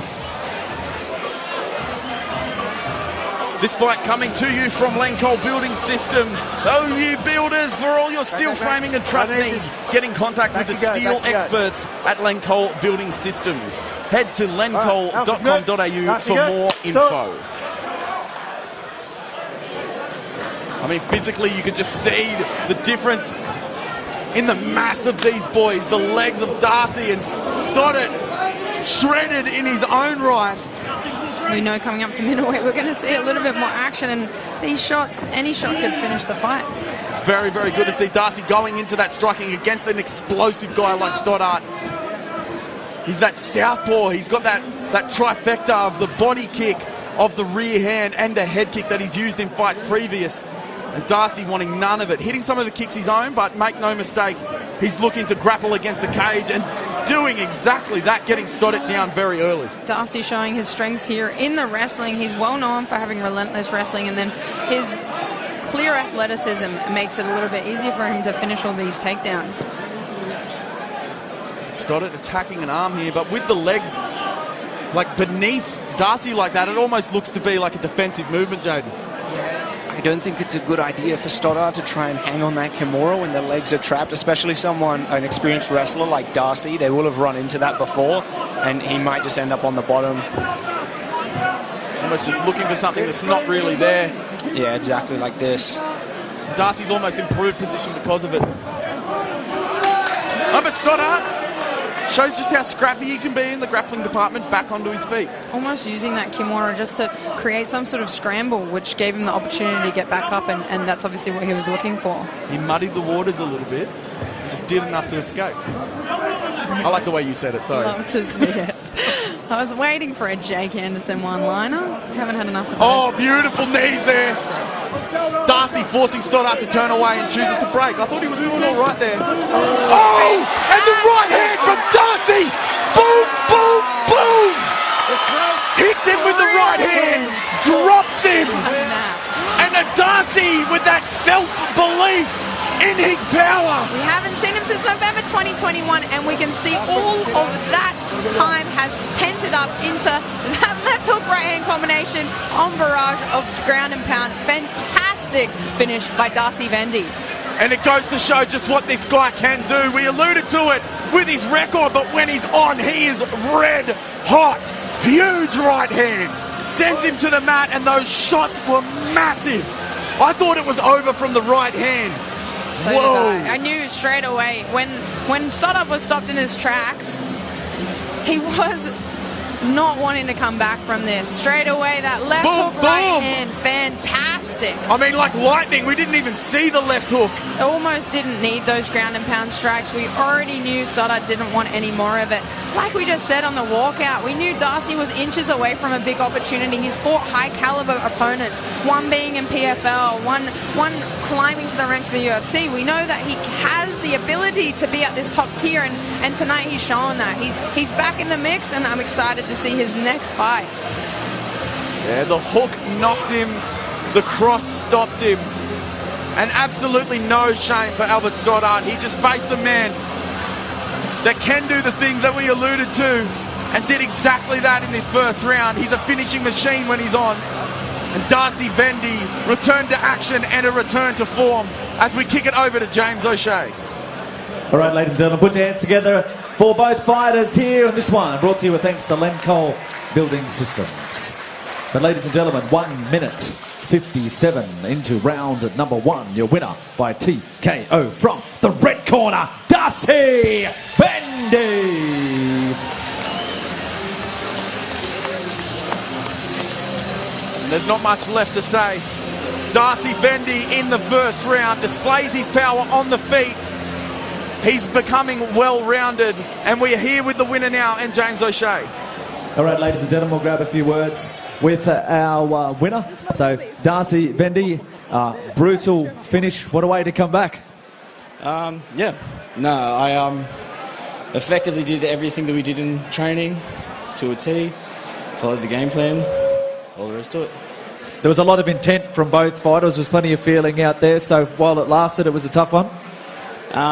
It's always tough getting in there with anyone. I disrespected Alfred in the first place by not making weight.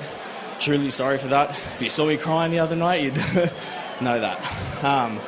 But yeah, it was good. But your intent to come out here tonight and make a statement?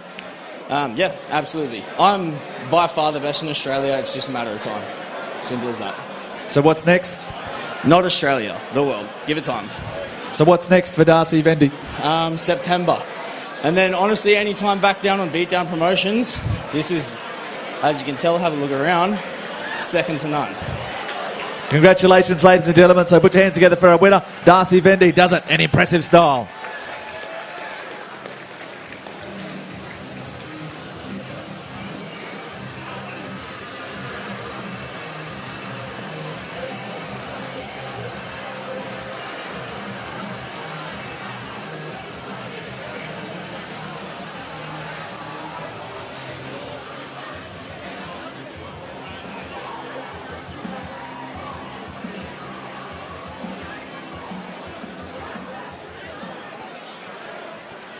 All right, so ladies and gentlemen, we will have another brief interval before we move on with the final bouts on our card tonight. So we will have a 10-minute interval, ladies and gentlemen, before we get set for the next bouts on our card. Big thank you to the wonderful Comiskey family here at Eaton's Hill. We hope you're enjoying all of the action. For those, a full house right here in Eaton's Hill, and of course, all of those tuning in via YouTube. I hope you're enjoying the action. This is Beatdown 4.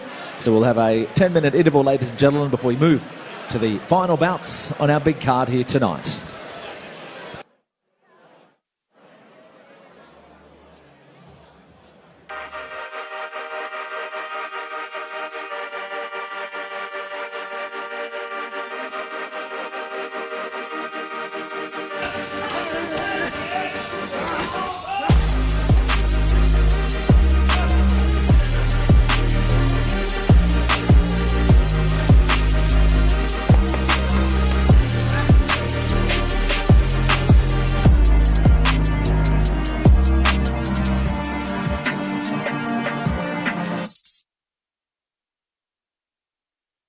Here at Fran's Hydroponics, we sell everything you need to grow plants hydroponically. We sell everything you need here, from your lighting to your outdoor systems, indoor systems, hydroponic growth mediums, and your nutrients, as well as all kinds of accessories to meet your needs. So our customers come here because we offer a personal approach, and we support them through all aspects of their growth.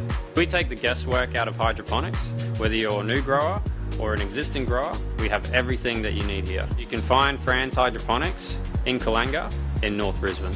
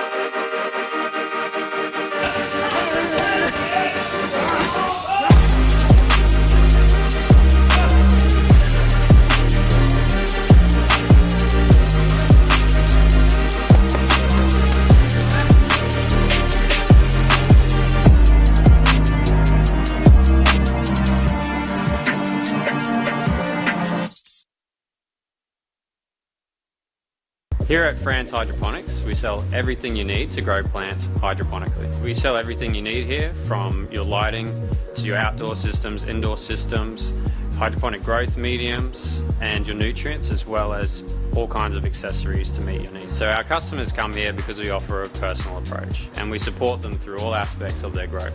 We take the guesswork out of hydroponics. Whether you're a new grower or an existing grower, we have everything that you need here. You can find Fran's Hydroponics in Kalanga in North Brisbane.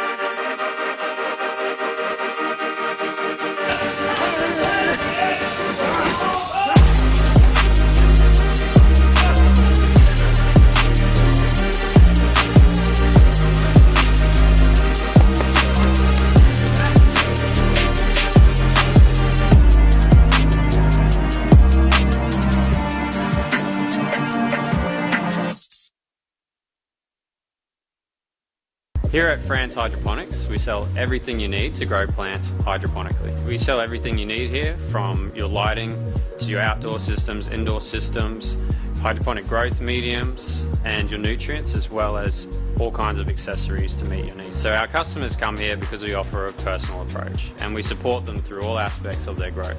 We take the guesswork out of hydroponics.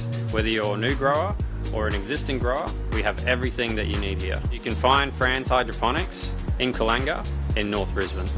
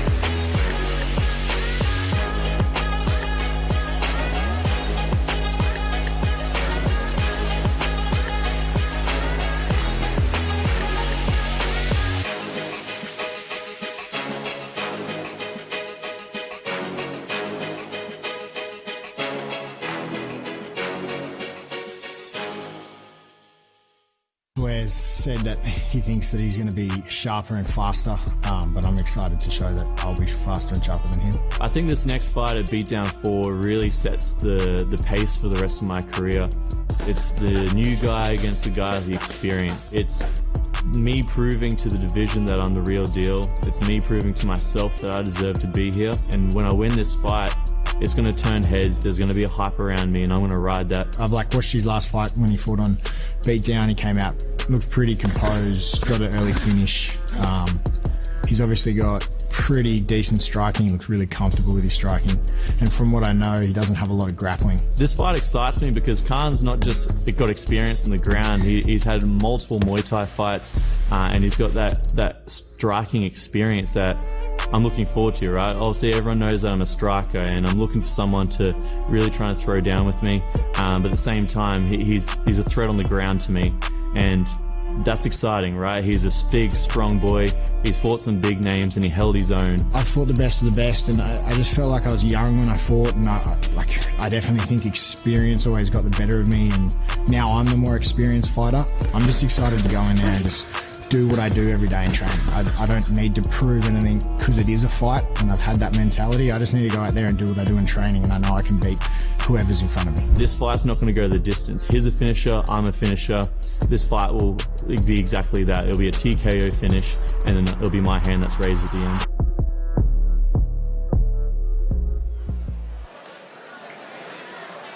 All right, well, ladies and gentlemen, we move to one of the most anticipated bouts on our card here tonight. Let's bring out the fighters. This one, 3 by 5 minute rounds. We do it in the middleweight division. This one is presented to you with thanks to Astute Annalie. Introducing to you first, your fighter fighting out of the blue corner. This is Khan Sandy.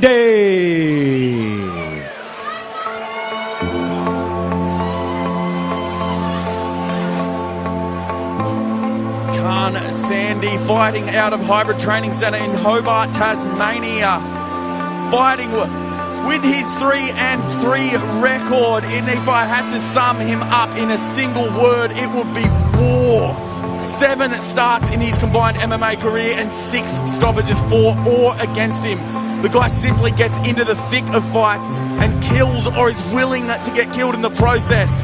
He has the experience, as Breetag alluded to in our short little video preview, but the minutes spent in the cage, a bevy of MMA and striking time spent staring down opponents across the cage and or the ring could be the very thing to set him apart. Absolutely. Just like you said, Jake, this man has fought the top tier of the Ben Johnsons, the Shane Mitchells, and he's ready to use all of that experience against Blair Breetag tonight.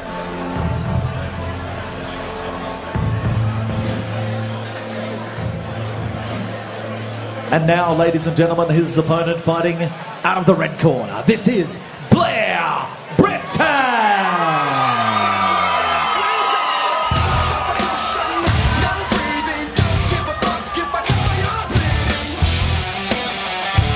Blair Breetag fighting out of Compton Training Centre, 1-0, of course. If you saw his outing on Beatdown Promotions, you'd know why. He's stepping into the cage, ready to prove himself yet again, and against a seasoned opponent, as we spoke about. Breetag believes Khan Sandy might be thinking he's getting an easy match against the new kid on the block, but Breetag is here to make a statement, much like he did in his first round striking clinic on Beatdown Promotions 2, where he made his MMA debut.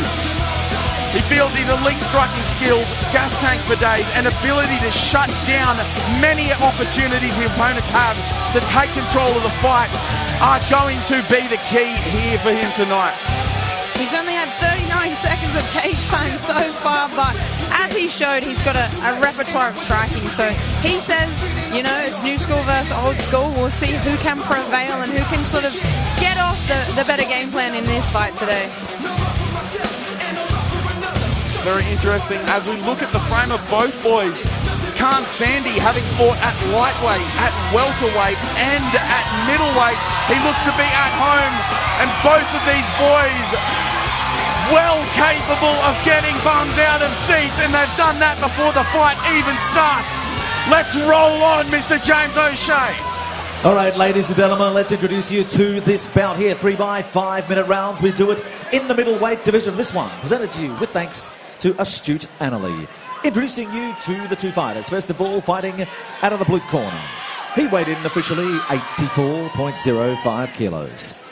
Travels to us tonight from Hobart, where he's trained out of the Hybrid Training Centre. His fight record, 6 fights, 3 wins, 3 losses. This is Khan Sandy!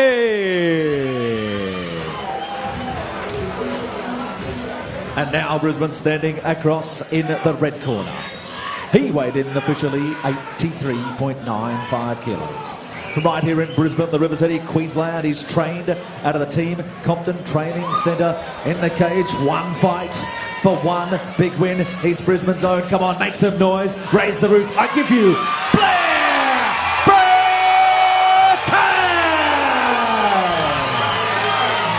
Referee, third man in the middle, Mr. Phil Cassidy.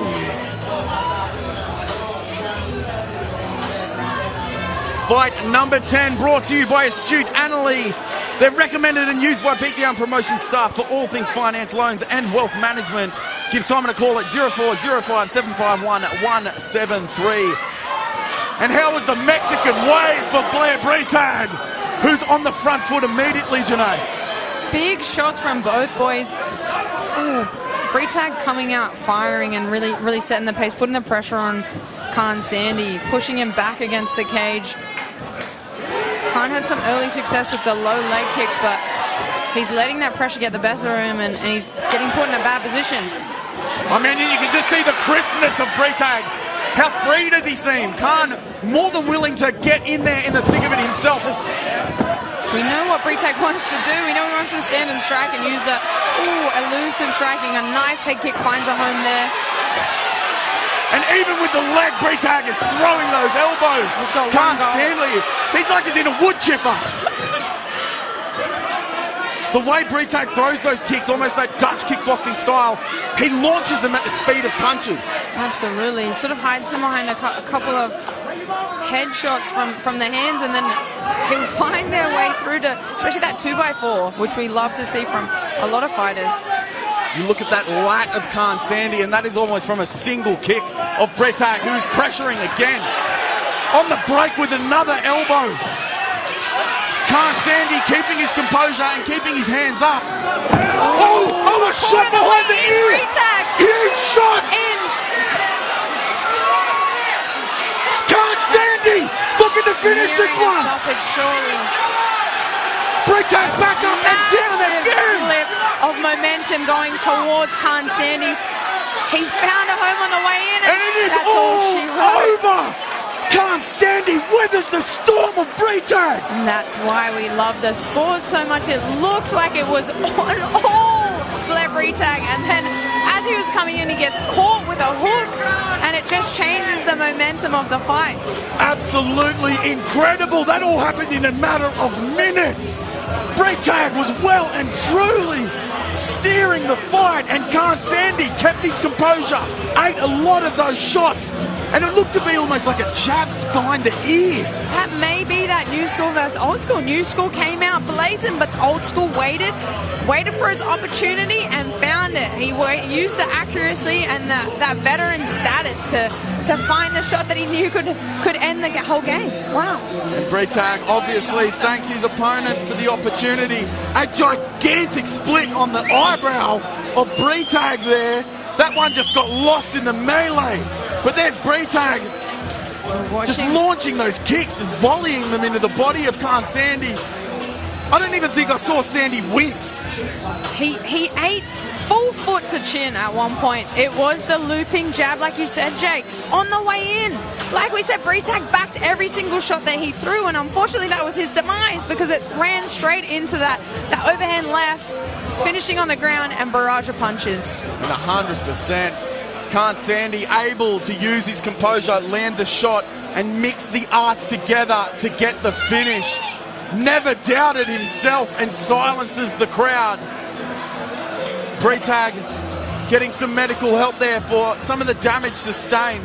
He appears to be okay. It's not the best camera angle, but that eyebrow, I mean, it has a new split on the side. It looks like they've staunched the bleeding, but a legitimate stop by Sandy. That was not a questionable stoppage. Khan Sandy's got to be happy to go back home to his hometown of Hobart, Tasmania, as the CEO and coach of HTC with a wonderful highlight reel finish. Oh, 100% for everyone in the gym, just setting the tone of just what they represent, that gym culture of just being marauders. Blair Braytag in the middle of the octagon as James O'Shea announces the winner. All right, ladies and gentlemen, put your hands together for both fighters. Again here in this one, brought to you with thanks to our wonderful sponsors, Astute Annalee. But at 1 minute 50 of round number 1, your winner by TKO coming from the blue corner, Khan Sandy.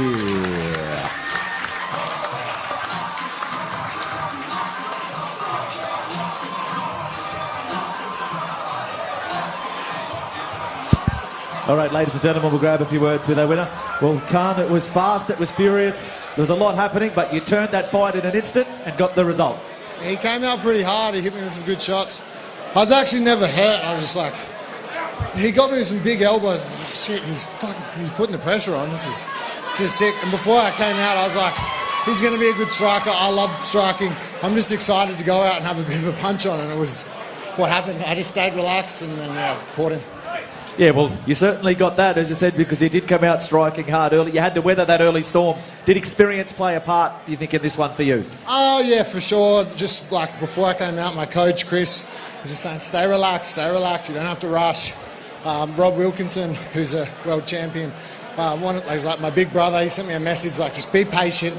The time will come. So when he got me with some shots, I just took a back step and I was like, it's all right. I'm okay. He's coming out hard. I'm going to control the energy. When I hit him, I actually broke my hand. I can feel the bone in my hand clicking right now. So I hit him pretty hard, so I'm glad he went down because my hand's absolutely munted at the moment. But I'm sure you knew when you landed that the fight was over.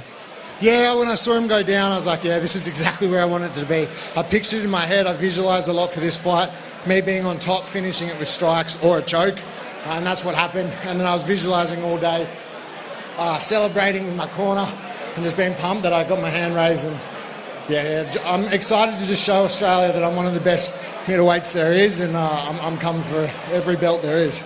Obviously, the hand has to heal first, but that's the goal, that's the aim. You're only just beginning. 100%. I'm going to go on a big tear. I'm going to go unbroken until I get to a big international promotion for sure.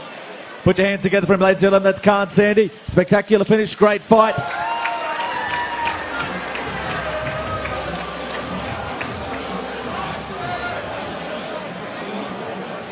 Fantastic. I mean, it's good to see these fighters have that little bit of time in the cage, and especially when they lay out exactly what they were thinking in a fight like that. He said just casually, it may have broken my hand. I knew just to weather some of these shots and power through it, and his time under the sun would come, and it most definitely did as he puts the streaking Blair Braytag away. And nothing taken away from Braytag. His second fight, I mean, he looked incredible. Khan Sandy just proving why he's the war horse that he's known for, and coming good on that fact. All right, ladies and gentlemen, we move to the next bout on our card. This one, again, one of the real feature contests here, an international bout. We do it in the welterweight division, and this one's sponsored by Q State Electrical. Let's bring out the fighters to the cage. First of all, he fights out of the blue corner. This is Tsubasa Mori.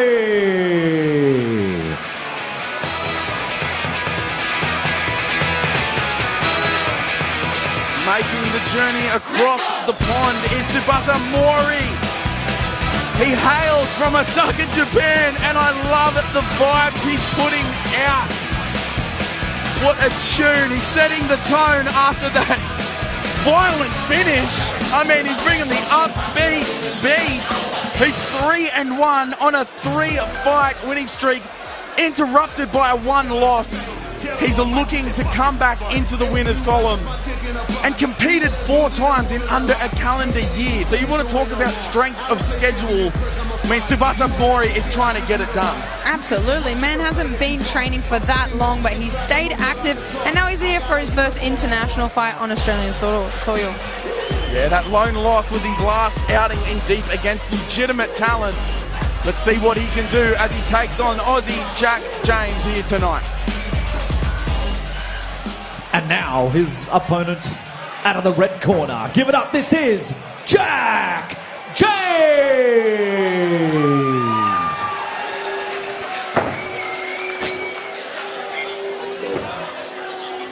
Jack Bricktop James fighting out of Courage Training Centre in Townsville. Ever since he's gone to welterweight, he's looked fantastic. 3-1 at BJJ black belt, only ever won by finish, and that is 3 TKOs and 2 submissions. He's a prospect to watch. It's been an honour having him here on Beatdown Promotions. Getting some last-minute advice from Ian Bone, an OG on the MMA scene. And he's looked phenomenal in each and every outing since dropping his first and only pro loss. He's found a home for himself, as I mentioned, moving down to welterweight. He's strung 2 consecutive finishes together by ground and pound. I mean, welterweight just seems to be a home for him. And if he gets on top of you, you can expect that strikes are coming down and the ref will do you a favour and pull him off you, or he will end it with a submission.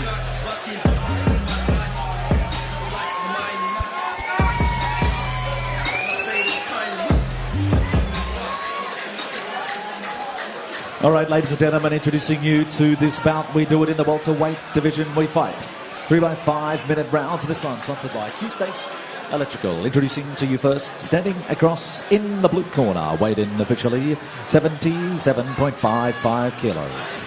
From Osaka, Japan, trained out of the Parastra Tenma Gym, brings to Australia a professional fight record of 4 fights, 3 wins and just the 1 loss. Give it up, this is Tsubasa Mori!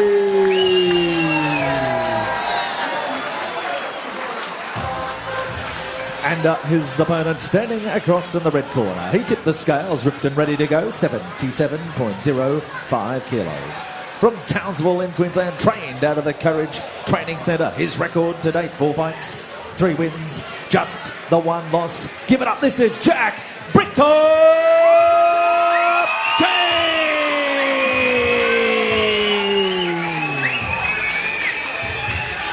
Third man in the cage, Thomas Churchill.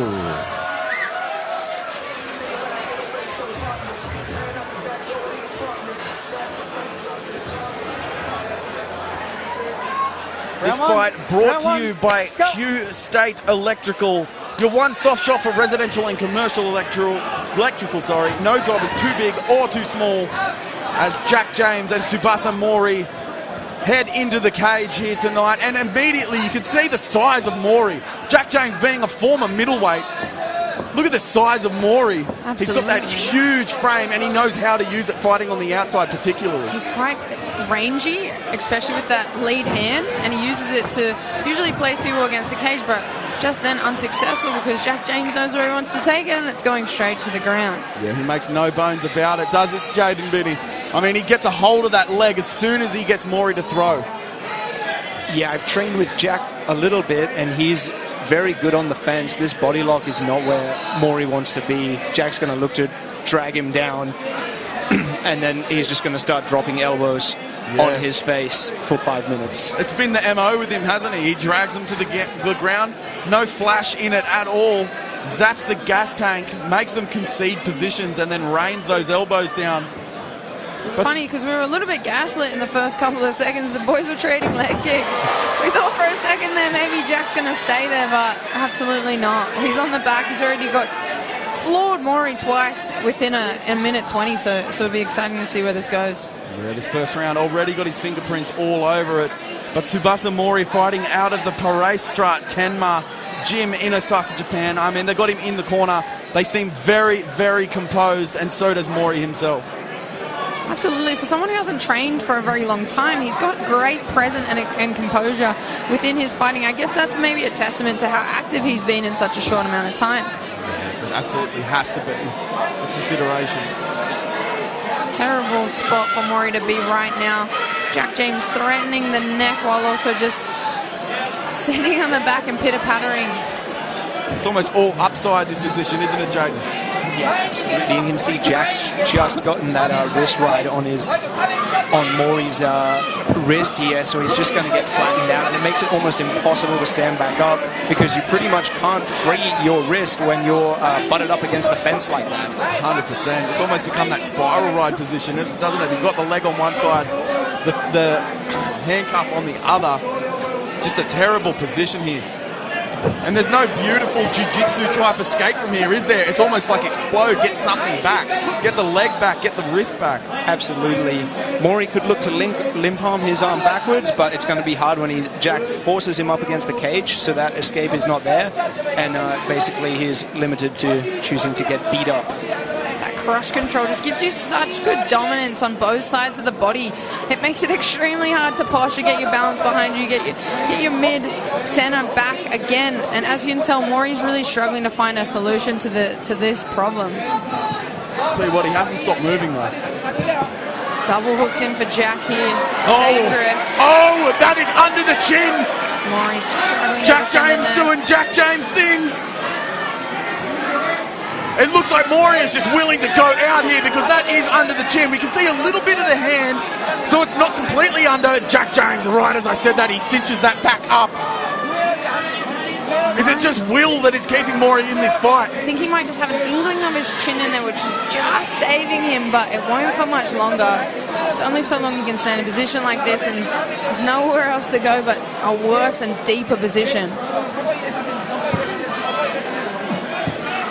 Wow, having a specialist like Jack do this to you, you can see how deep that arm is. Maury doing the right thing and at least trying to secure one of those two arms. How was the response of Jack James? He saw both hands go down to post and immediately he just went for the neck. Oh, this is almost going to fatigue Jack and make him give up on this position, even though it seems extremely close. Maury just not giving up. Came to Australia to win, that's for damn sure. His first international outing, and he said as much, Janae. He's making the most of this trip, and he's shown the spirit that he will do exactly that by not getting tapped out by the black belt, Jack James. It's definitely not a better position, but it looks like he's thinking about the option of exposing back to his back and getting under the mount. Jack doesn't want any bar of that, and he knows that he's going to have much more success on his back here. 10 seconds left in this first round. It's like Jack James has got Velcro on him. He sort of just takes the places where he wants to be. Even when you move around, he just hangs there. He's got great connections with his back control especially. Maury breathing deeply, but he doesn't look too phased. I mean, you kind of expect it. You're coming into a fight on international soil. You're fighting a guy who's had a couple finishes in a row, all on the ground. You've got to expect that at some point he might get you into these positions. And that's exactly what Jack James did. So we're looking here in the clinch. He just perfectly times that trip, almost effortlessly. And that was the story of the first round. He got Maury where he wanted him. He had that spiral ride for a bit and that handcuff where he was able to fire those strikes. He sunk that choke in, but there was just enough room, as you alluded to, Janae, that Maury could stick it out. Jack James has definitely avenued his grappling game to just be pristine for MMA. Such great control and holding these positions and doing enough damage and submission attempts to keep you on your toes at all times. He's done exactly that, and he will look to continue to do that and more as they enter the striking exchange in round number 2. Oh, beautiful time shot as well. As soon as Maury's thinking about it or he's circling away, he grabs onto that hip and just blasts him into the cage, owning those hips. Deep on those entries that you're almost, there's only one way to go and it's down. Yeah, he almost goes through guys. Absolutely, with the cage there, even better, working in his favor.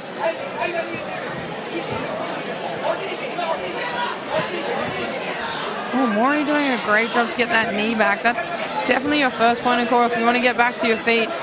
And you can use the cage to your advantage as well. And as he did just then, that's great fight IQ from someone so young in their career. And yet again, Q-State Electrical sponsoring this fight. They are the one-stop shop for residential and commercial electrical. No job is too big or too small. Head to qstateelectrical.com.au to get in contact with the team. Sabasa doing a really good job of staying on his feet and keeping his balance thus far. You know, Jack's got to be pretty relentless. He's pretty great at his weight distribution and knowing where to take things, but Maury's staying strong thus far.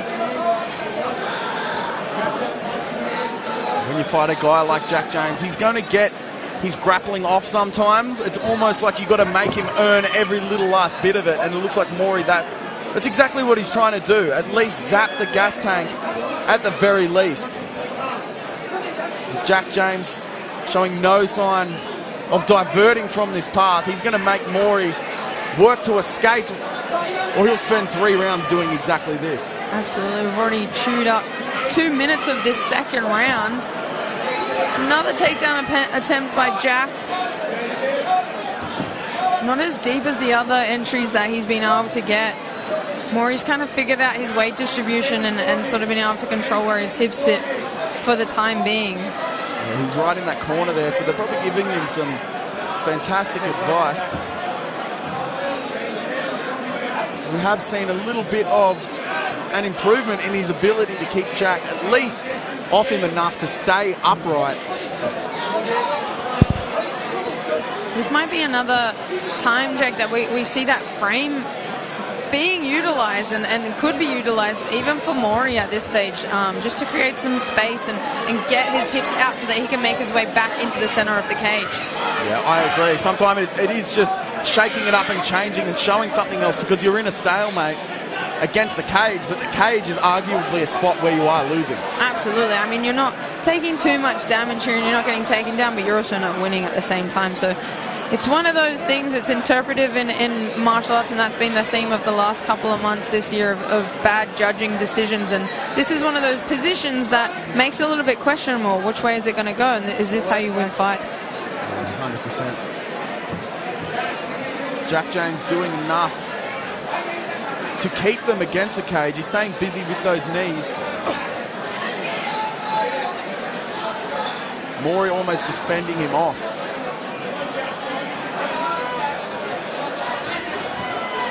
And that is beautiful. We almost alluded to it there. He turned the overhook into a single collar tie with a knee to follow. Sometimes that's just what you need to do to get the grappler's respect. Exactly. Nice and sharp knee. It may not have put Jack down, but it definitely made him a little bit hesitant on his entry and gave Maury enough time to get his legs nice and spread so that he could defend that third takedown attempt. Fantastic head control there from Jack James. How much does head control mean, Jaden? It's huge, isn't it, against a cage? Yeah, absolutely. And it's also exhausting to be on the receiving end. Maury did attempt to hip throw Jack there, like some sort of a Uchimaru hip throw, which would have liked to see him go for that earlier. He's been pinned here for a long time and he hasn't really utilized his overhook much. Even if you don't get that hip throw, it creates a great little scramble, gets your opponent sort of off balance and sometimes gives you enough opportunity to get an underhook or scoot your hips back into the center. Maury just getting a slight bit of daylight, and Jack James taking it away again. Shoots down for the legs. Maury just fights to bring him back up into a clinch. It is professional fighting, so I would love to see some elbows. There we go. Jack almost read my mind. Maury just trying to make up for lost time in that second round. In any event, most likely 2 rounds down. He has to go for broke, in my opinion, because Jack James is having his way with him. It hasn't been pretty up to this point, but it is up to Maury to be able to get him off him and fight the fight that he wants. Absolutely. I think Jack expected a little bit more success in that second round, and I was also surprised to not see him take it to the ground like he so easily did in the first round. I guess Maury knows that that's not where he wants to be. It's Backpack City, and he doesn't want to sit there for very long. And if you're Jack James, why would you deviate from the path? It's proven so successful. from here. Sometimes it's not all about damaging and hurting your opponent. It's doing enough to take your opponent out of the game. And that's exactly what he's done. He has the skills to shut down Maury. I can't think of a single time where Jack has been in danger in this fight. Absolutely. Both boys look pretty fresh considering coming into the third round as well, so be interesting to see where it goes. Will we see Maury go for broke? He has that traditional martial arts stance almost, with the chin up in the air, and it looks like, oh, and there's a hook there from Maury, who might give him a little bit of vigor into some of his strikes. See if he can take this fight away. Definitely. Oh! And just when you think striking is a good idea. Jack is feeding into this game plan. He's like, I can strike too. I'm not just a black belt, but perfect setup for a nice double leg entry. Maury doing well to split his legs. I thought we were going to see, with the upright head of Maury, with Jack shooting so much, I thought we were going to see him shoot and throw the overhand over the top, but he makes good on the shot. Some of those right hands from Jack were just slightly short of the mark. As you said, Jane, and the hip toss is a good option here. What else would you like to see from Maury to sort of change it up and make this position a little bit more exciting?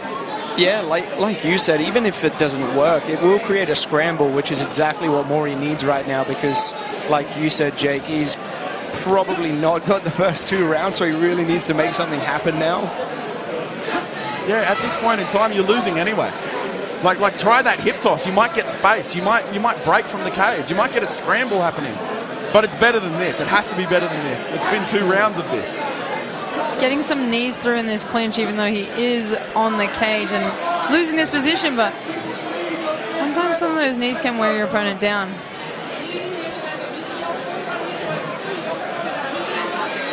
And it seems to compound it, doesn't it? After you've done 15 minutes of fighting, those knees, they don't look like much, but you're breathing, you're heaving. I mean, your body is just crying out from the pain of cardio, that those knees, it's almost like 100 times the amount that it would normally feel like. It's exhausting. Absolutely, especially if you're not prepared or tense for the impact of the knee. It takes it out of you a little bit more. Another takedown attempt by Jack. Unfortunately not as successful as he was earlier in this fight. And Maury really making some of those adjustments. He's pummeling well. He's using that underhook. Double unders for Jack here.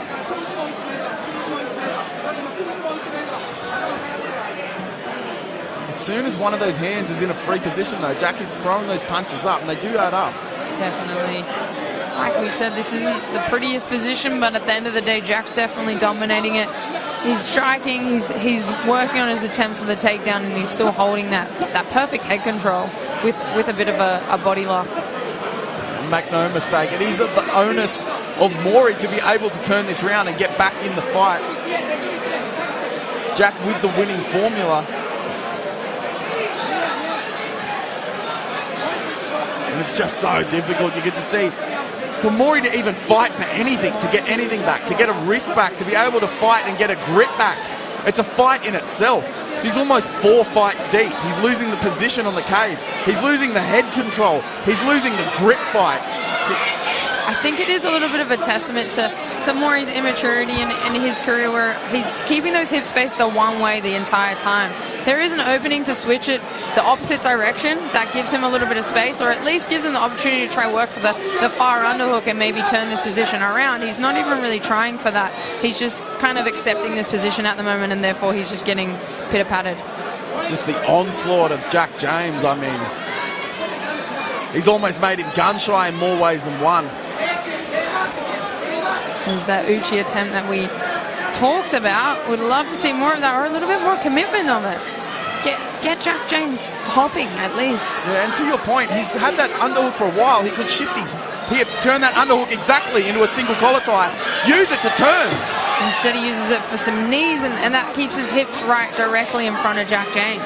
And to your point, just some of that that lack of experience possibly. He chose to throw from the cage at this. We talked earlier in the night about how this is a well-utilised position, a position we see a lot, but only some teams are really working their wall and cage defence and offence. Courage Training Centre is absolutely one of them. Absolutely. We can see all the points of contact. Jack James, head control, far body control. He's got that underhook nice and deep. He brings it up. He sometimes grabs the hip, and then he goes down for the takedown attempt.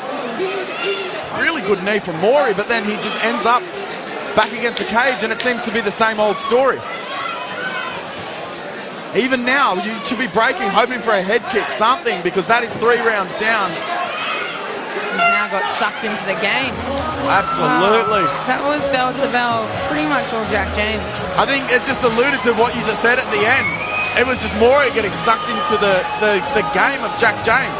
I remember that myself earlier in my fight career, kind of getting fed into what other people wanted to do, and just because I guess maybe your ego or whatever, you can prove that they can be successful, you think to nullify that you need to be successful. It doesn't do you any justice, and you kind of need to go back to your strengths and what works for you. And in this case for Maury, it was definitely the striking, and obviously for Jack it was the grappling and the cage control. So one needed to give, and it looks like Jack was victorious in that. 100%. Jack James just doing exactly what he needed to. I mean, you can call that one a success. He could fight tomorrow. I don't think he took any damage in that one, no injuries. He was the aggressor the whole time, and Maury was just fighting for survival. But a fantastic learning experience for him. Already so early in his career, traveling overseas, getting used to different climates, different times of the year and all that sort of thing. And on unfamiliar soil, it's exciting to see what happens next. All right, ladies and gentlemen, let's get set to make this one official. Put your hands together for our 2 fighters here. Our co-main of the night. This one proudly sponsored by Q State Electrical. We go to the judges' scorecards. 2 of our judges scored the contest 30-27, and a 3rd judge scored the contest 30-26. All to your winner by unanimous decision, and it goes to the red corner, Jack Bricktop James.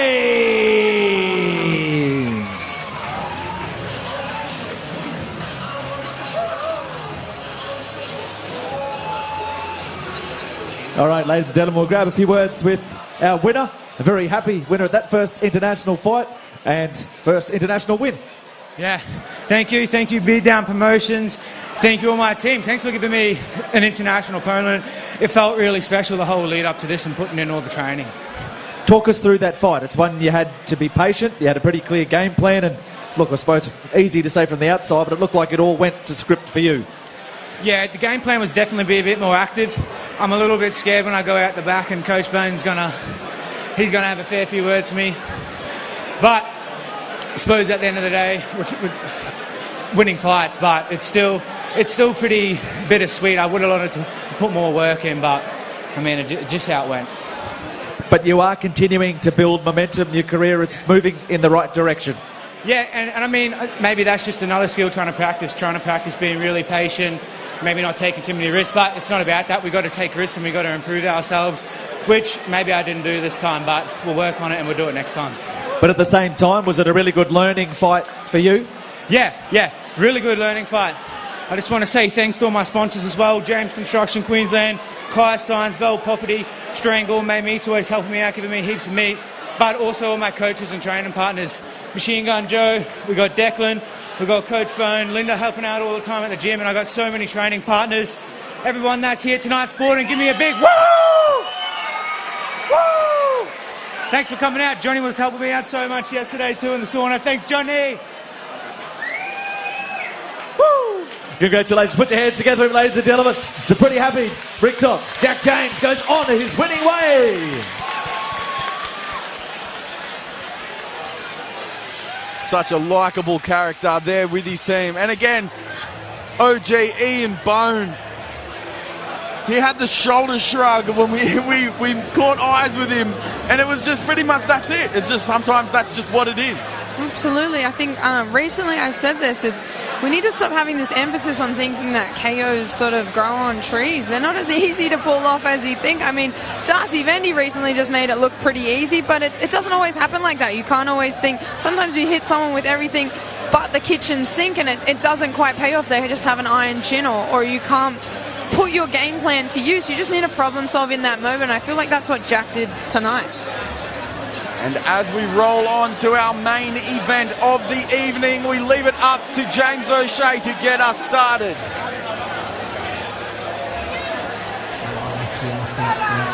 But he was too young in his career. His team knocked me back. I told him I don't care who's in front of me. I said I will fight anyone. Paul's attributes for the fight game. He's gonna make it a real dogfight. He's gonna be in my face all night. And the way to nullify that is try to keep my distance. Yeah, he's a really good wrestler with what I've seen, but I think that I can wrestle just as good. And I'm glad he's a good wrestler because he's going to want to be wrestling once I hit him. Watching him excel through his fighting career now, I think it's the perfect time for us to mix it in the cage. I want to finish the fight. Yes, I haven't got many finishes, but I'm always trying to push the pace and finish the fight. And I think that's what separates me. I'm not there to I'm not going to hang out and win a decision. Like, if you want to beat me, you better finish me.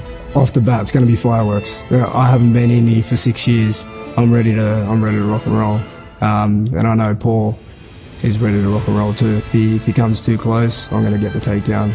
If he keeps the distance, I'm going to pick him apart from the distance. You can drop me, you can do what you want to me. I'm going to continue coming towards you. And unless you finish me, I'm going to continue trying to hurt you. I think a win will get me my name back out there.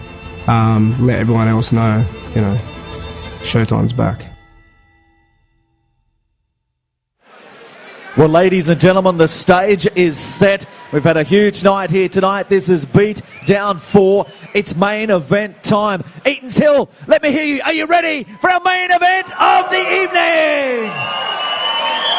Well, let's bring out our fighters. Our main event sponsor for this bout is Lencol Building Systems. We fight here in the bantamweight division. Let's bring out the two fighters. First of all, to fight out of the blue corner, this is Shane Parker.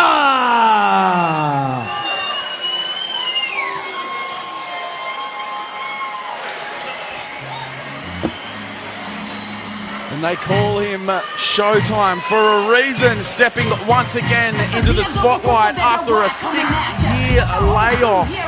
He's a fighter with a record of 4 wins and 3 losses, and although he hasn't seen action since about 2016, Shane is back and ready to make his mark. He says he's in a great place, both mentally and physically, settling into an ideal weight that perfectly complements his fighting style. Huge slams, huge power shots, and a relentless pace. He is a fantastic fighter to have mix it up, and especially with a fighter like Paul Loga. Absolutely. Like we said at the beginning of this night, both men have fought a barrage of our teammates, to be honest, at a time that MMA it really looked a lot different to it does now. So it's sort of that old school, two guys that are, dare I say, veterans, and bringing their new age and approach to tonight's main event. I'm super excited. You do look at his record, because he was a Commonwealth Games wrestler, he was thrown into the deep end in some regards. So you look at his record, you look who he's fought, but then you actually watch those fights, and he was able to bring out the best in some of these guys that are gone on to fight the UFC, like Shannon Ross. Showtime Shane Parker spent time in the cage against these guys and gave them really a platform for them to find their best selves. And I think he's going to do that here tonight as he takes on Paul Loga.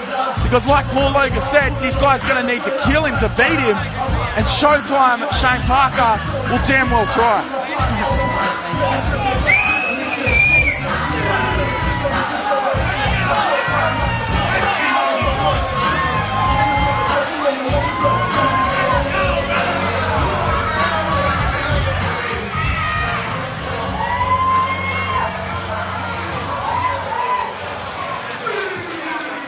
And now, ladies and gentlemen, his opponent fighting out of the red corner. This is Paul Loga!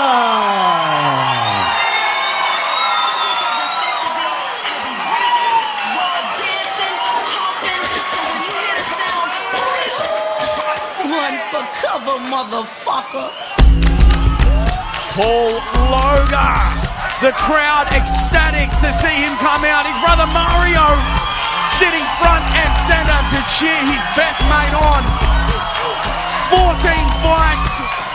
Sorry, make that 15 after his win on the last beatdown with some of the best in the country, defeating an international opponent, propelling himself into the main event slot here tonight. He has arrived, and with the backing of considerable experience, and he feels like nothing has changed. He's the same old Paul doing the same old Paul things, and he thought to himself he hasn't trained for 10 years. 6 times a day. Sorry, 6 times a week, 2 a day to get to this spot and only come this far. He wants these fun fights, and Showtime Shane Parker is going to give him exactly that.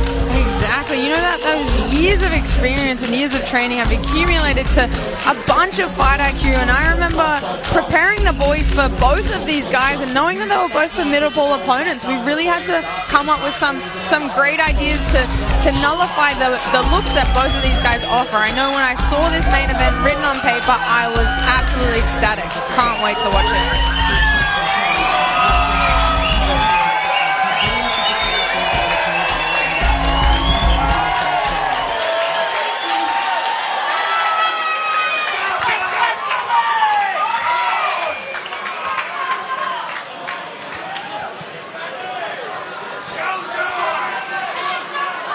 All right, ladies and gentlemen, we are set for our main event of the evening. Let's keep the energy in the room. Come on, Brisbane, make some noise!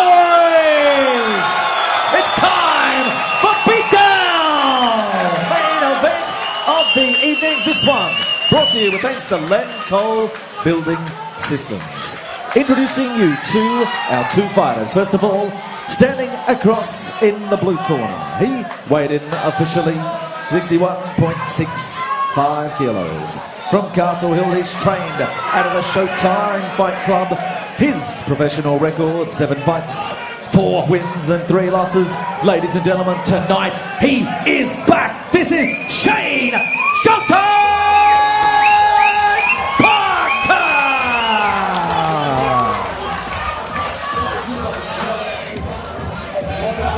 His opponent standing across in the red corner, weighed in officially 61.65 kilos.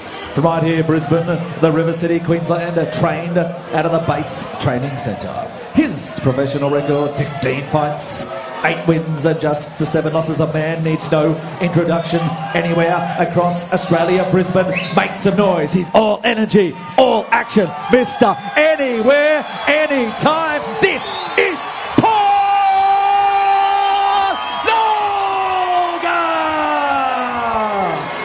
that's the Peter Hickbot. All right, Shane. Right, gentlemen, welcome. We reach out the rules and all my expectations. This is my command at times. Defend yourselves at time. Book them up. Good luck to you both. Come ready to fight.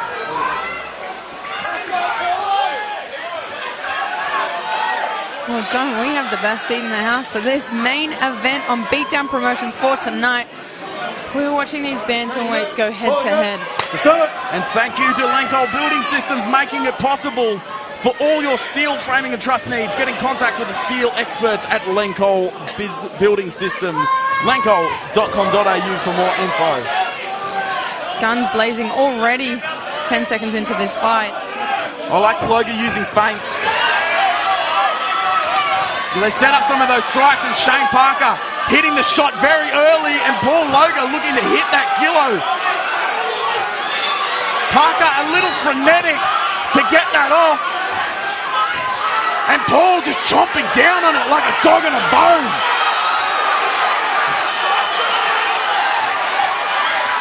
Wow, Parker wanted the shot and Loga said, you have it. The boys are fired up, and so is the crowd here tonight, Jake. How electric is this energy? Oh, it's fantastic. These guys, they just know.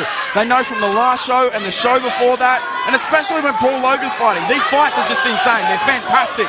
There's no belts on the line.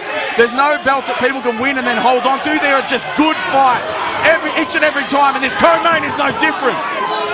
This main, sorry. I don't know if I could handle another main event. Well, we're definitely well overfed tonight with this one, and it's so interesting. Both these boys have in the past fought at flyweight, but at bantamweight, they're still keeping that same pace. It's non-stop. 100%. The boys are well fed. Having cut down to 57 before, it means a lot when you get that little bit extra. And with the style of both of them, it counts for a lot. And speaking of style, Paul Loga said he doesn't have that many finishes, despite being known as a guy that will get you out of your seat. And I kind of have to defend him in one regard, because when he starts striking on people, they almost go into a defensive spiral. They grab hold of it. Absolutely. They don't want to trade back. Like so it's very said, difficult for him to get that finish. Like that last fight, you sometimes can't do anything about the reaction of your opponent, and therefore it makes it really hard to get that finish that you were maybe searching for or are capable of. But here we see that we sort of shut down, and we've gone from guns a-blazing to a bit of a stagnant ground position, but Paul Loga on top and dominating. He's doing exactly that. Shane Parker just trying to minimise the damage almost by keeping the posture of Loga down. Loga just showing some of those upgraded skills he's obviously got from base training center and his time there with Damian Brown. He's taking the back, he's got the hooks in.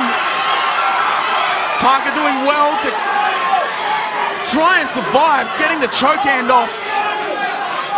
Jaden, what are your options if you're Loga on the back here? He's doing a good job, but it looks like Parker's doing the right thing by grabbing his hand and pulling back down the arm that's trying to strangle him. And this is great work by Paul, just jumping on top. He realized he's going to lose the position, so may as well just take a dominant striking position. Oh, and he's wrapped up the neck and sat down, but Shane Parker just too slithery, gets that head out. And Loga finds himself on the ground. Sacrifice position, they're going for that submission attempt after having such success on top. As we can see, both boys super explosive, so I guess they can reverse the position at any moment, and that's sort of what happened before with Shane Parker. Finding his way to get the underhook and turning it around here. Parker went for a choke of his own, and Loga respected it immediately. This just goes to show it's not your atypical Loga fight. This is more Shane Parker's territory, but Loga's more than happy to trade, whether it strikes or trade in this grappling exchange. Maybe it's a testament to what you said earlier. These boys are here to have fun. They really want to test themselves more personally than professionally, and you can tell they're here to fight. If anything, I would put this more of a fight than an MMA. How good is it? And we love it. I love it. It's amazing. Shane Parker just doing exactly what you said, just dropping down on a leg lock. Why not? Exposing that heel there. Oh, and it pops out. But Parker. It's almost like both boys are going for things that they wouldn't usually go for. Heel hooks, guillotines, sacrificing positions. You know, you're just throwing up things and seeing how it works. Both have great experience, though, nullifying each other's problem.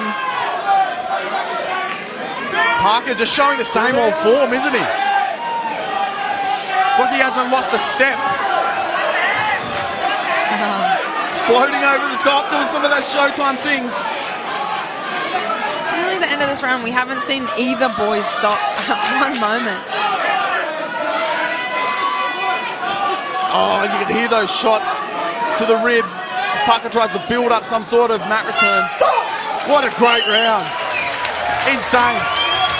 We really got treated to a bit of everything in that one. It started guns a-blazing on the feet. We got into a bit of a clinch work there. Made it to the ground. Both boys had success on top. Couple of submission attempts from both men.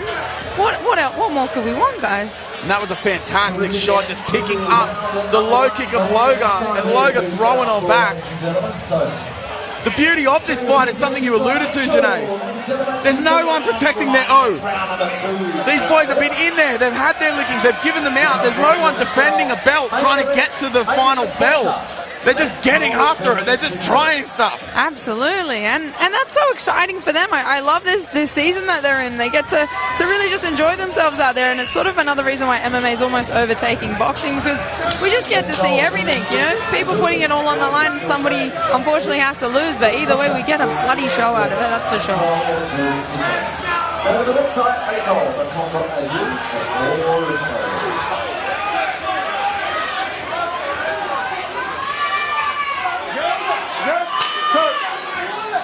as we head into round two of our main event of the evening. bantamweight division. Two former flyweights, high-octane fighters. Oh, and Parker measuring that one, but it looked like Loga got the better of it. And again, they patterned it. Loga right hand a third time.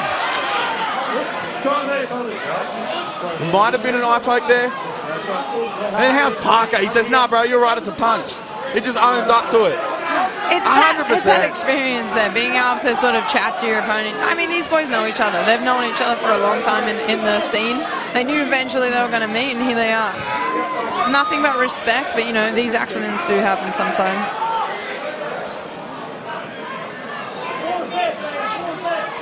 It is one of those things. You take the good with the bad. In MMA, it's just what happens with the gloves. I mean, when you've got clinching involved with these types of gloves, when you're throwing, you're going from 1 minute in a clinch and then you're out of a clinch. I'm seeing a replay of it here. Very difficult to see. It looked like a punch. It just hit in the right spot. Sometimes it's hard to tell.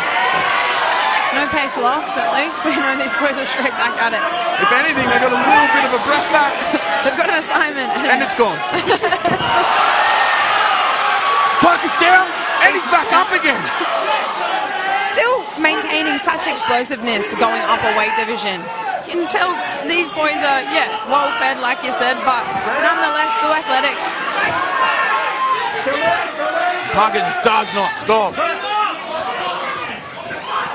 Oh, almost hits the chin of Logo's floating. It's hard to see how Parker hit the ground there. Loga just upgraded to the mount. Raining strikes. Parker making his way out the back for once. Again, that explosiveness does them both justice. Creates a scramble, but... Loga could be under the chin.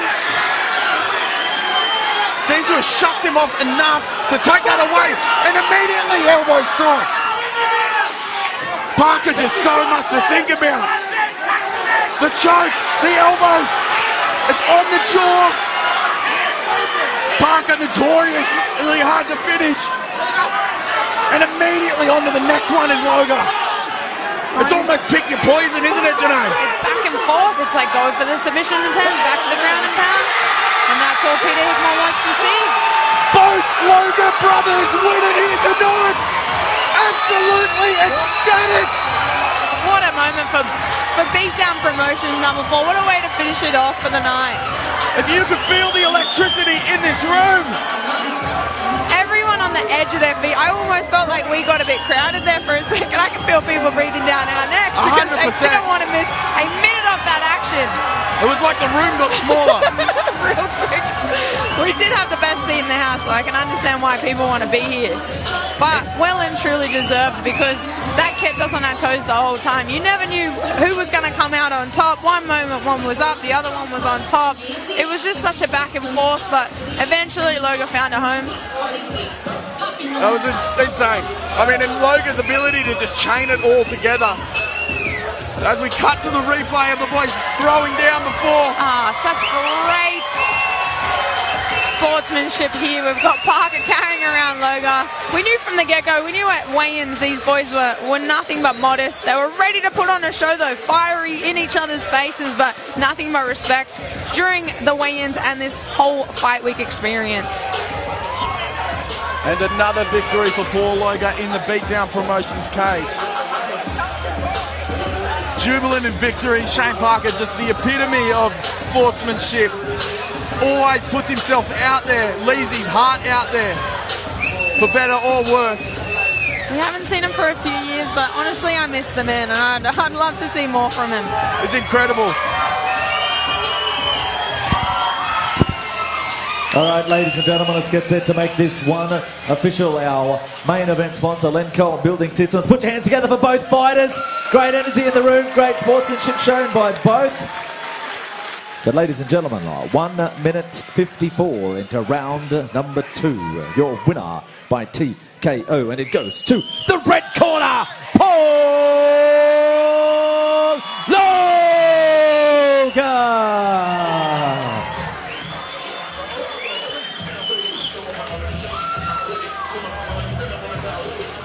And now also, ladies and gentlemen, we've got, there's a pretty big check that's just arrived in the ring, ladies and gentlemen. It's got your name on it, Paul Loga. So this one here, ladies and gentlemen, our main event win bonus sponsor here, Vault. Put your hands together for Vault Business Advisors. This one goes to Paul Loga, ladies and gentlemen.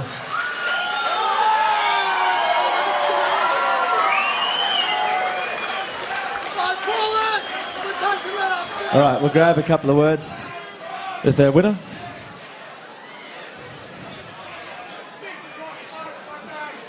That's right, I wouldn't be letting that check go too far, so someone might cash it on you. Paul Loga, incredible fight we saw from you on the last Beatdown show. This one went to a whole new level. The energy, the action, what a night. It was a good night. I got to share the card with my little brother, wherever he is. He's probably drunk somewhere. It was amazing. I never thought I would share a card with him, but here we are. All my teammates that fought. Shout out to Joel, Drew, Liam. Amazing guys. Who else? Timmy up there. Timmy's fighting a way harder fight than this, brother. We love you. Same with Brad. Fuck cancer. There was a lot of build-up. There was a lot of anticipation around this fight. You could feel it with the videos. You could feel it at the weigh-in. Both of you left it all out there, and a great show of respect at the end between yourself and Shane Parker as well. Yeah, it's no disrespect to getting in his face at the face-offs. You know, I respect the guy who's been doing it for a long time. I've been doing it for a long time. It's to get this fucking crowd hyped up, eh? You know, they want a bit of bullshit, and here I am. I'm ready to fucking give it to them. Now, last time you and I spoke on the mic, you had a fairly direct message for anyone out there. Do you still share that same message? 100%. These bantamweights, I ain't going nowhere. I'm here to stay. I'm just getting fucking started.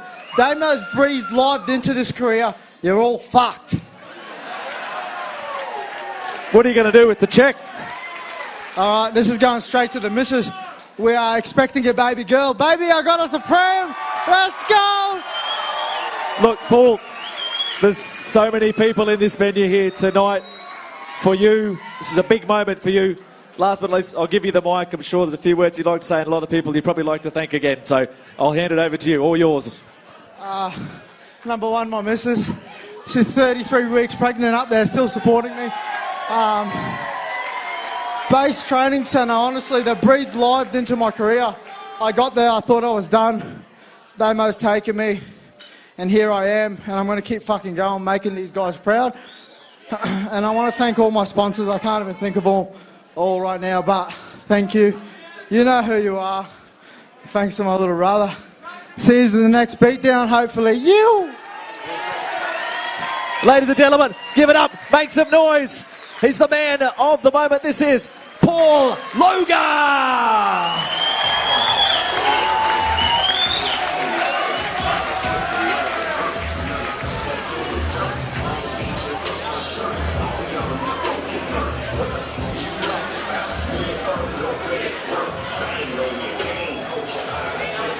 Fantastic showing here tonight as Paul Loga takes out the main event and the $2,500 main event check.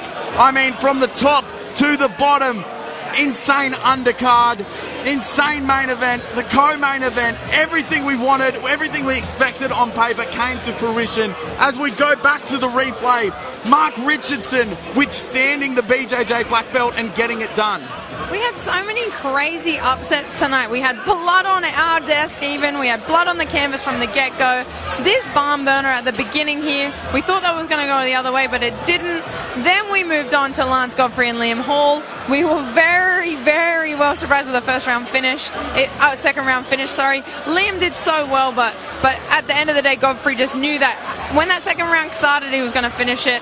We had the youngin, Orsing, come out against Justin Woods. And just the wealth of experience that he would have got out of that one. He had all the tools, but Woods stood by. And the Dylan, the Villain Andrews product. I mean, it was seeing a clone of him in there as Snow defeated King. How composed did he look? Oh, fantastic. He really set that up for a finish at the end there, or a well-deserved decision. Oh, 100%. more to come from him, and hopefully in the beatdown cage. As we cut to Nick Rog Morgan doing the thing. I mean, as soon as he gets a hold of people, he grinds on them, he takes them down, and he forces them to submit. He convinces them that it's the easy way out. And a man almost of the same quilt is Mario Loga. I mean, he got a hold of him, he punched him a lot and won. And Joel England, another finish from the ground. These boys at base, there's something in the water, or maybe it's just the tutelage of Damien Beatdown Brown. Absolutely, so much success coming out of there tonight and from our Brisbane homegrowns. Then we were so lucky to get Wolverton versus Ware White. We knew that Ware White was going to get into that grappling, use those elbows, he used that clinch. He did so well to execute that game plan. After that, we were well treated to this stunning knockout by Darcy Vendy. I was almost in shock that I forgot to commentate for a second there. Absolutely. It was one of those things where blink and you'll miss it. Darcy Vendy back in form and in the winners column. Can't Sandy, how was that? Right shot, right time, 100%. Blair Breitag threw absolutely everything he could at him, and you could just see Khan Sandy putting everything together, hits him with the shot, takes him down, finishes him on the ground. Man, he looked unfazed as Blair Breitag did what he did in a striking clinic last time and won. And then, of course, we cut to the co-main event. Jack James just dominating in every second of every round. Such a great international bout that we got to see Jack James using his grappling. And then we were delighted for this absolute barn burner main event. Everybody on their seat. You can see the crowd in the outline, and then finished with Paul Loga's ground and pound, announcing him and his wife are having another baby girl. He gets the $2,500 and he goes home happy, but we got absolutely treated by these two veterans. 100%. From the commentary team here, Jaden Binney, Janae Harding, Jake Anderson, Triple J. Thanks for tuning in. Thank you, guys. Well, ladies and gentlemen, hope you have enjoyed the evening here tonight. For tonight, we have had on behalf of the team at Beatdown Promotions, thank you for being a wonderful crowd. Another sellout here.